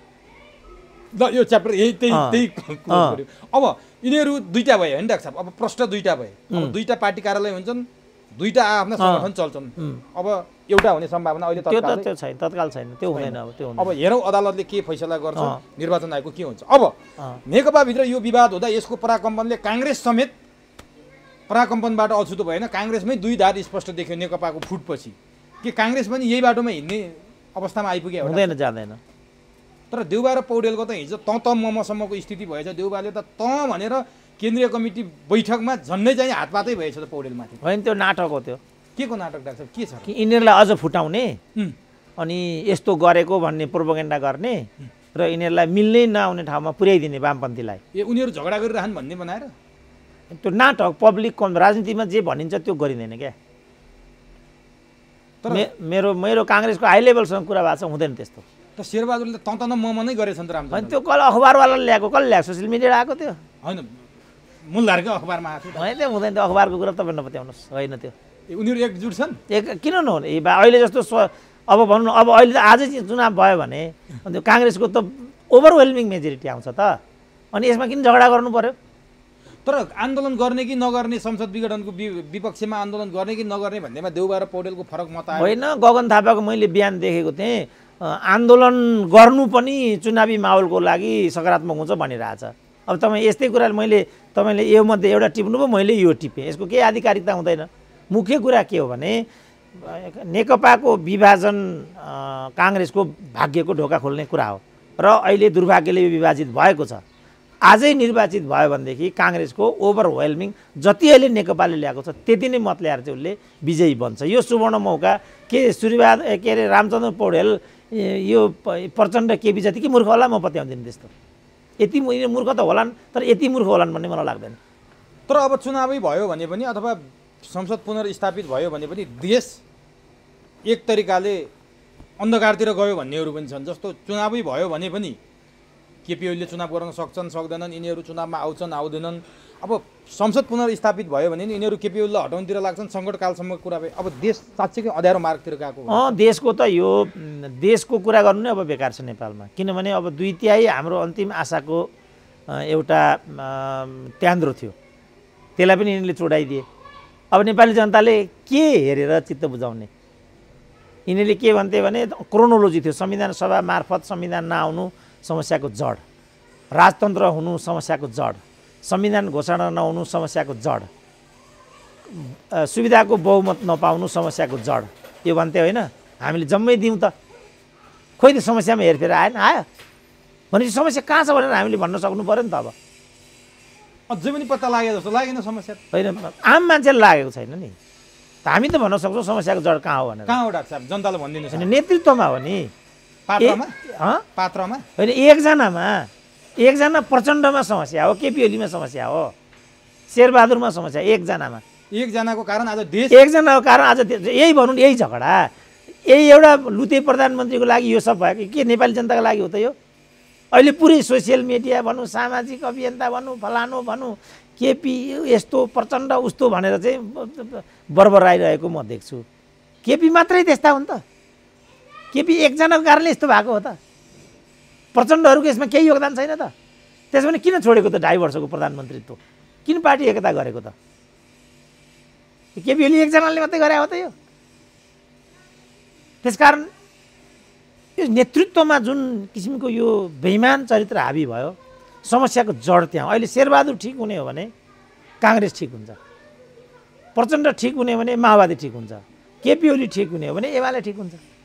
अब केपी ओली गलत भएको हुनाले उछिटिएर माधव नेपालहरू त्यहाँ पुगे, प्रचण्ड गलत भएको हुनाले लेखराज भट्टहरू उछिटिएर यता आइपुगे। अब अहिले चरित्र हत्या गरेर लागिराखेका छन् टोपबहादुर रायमाझीको।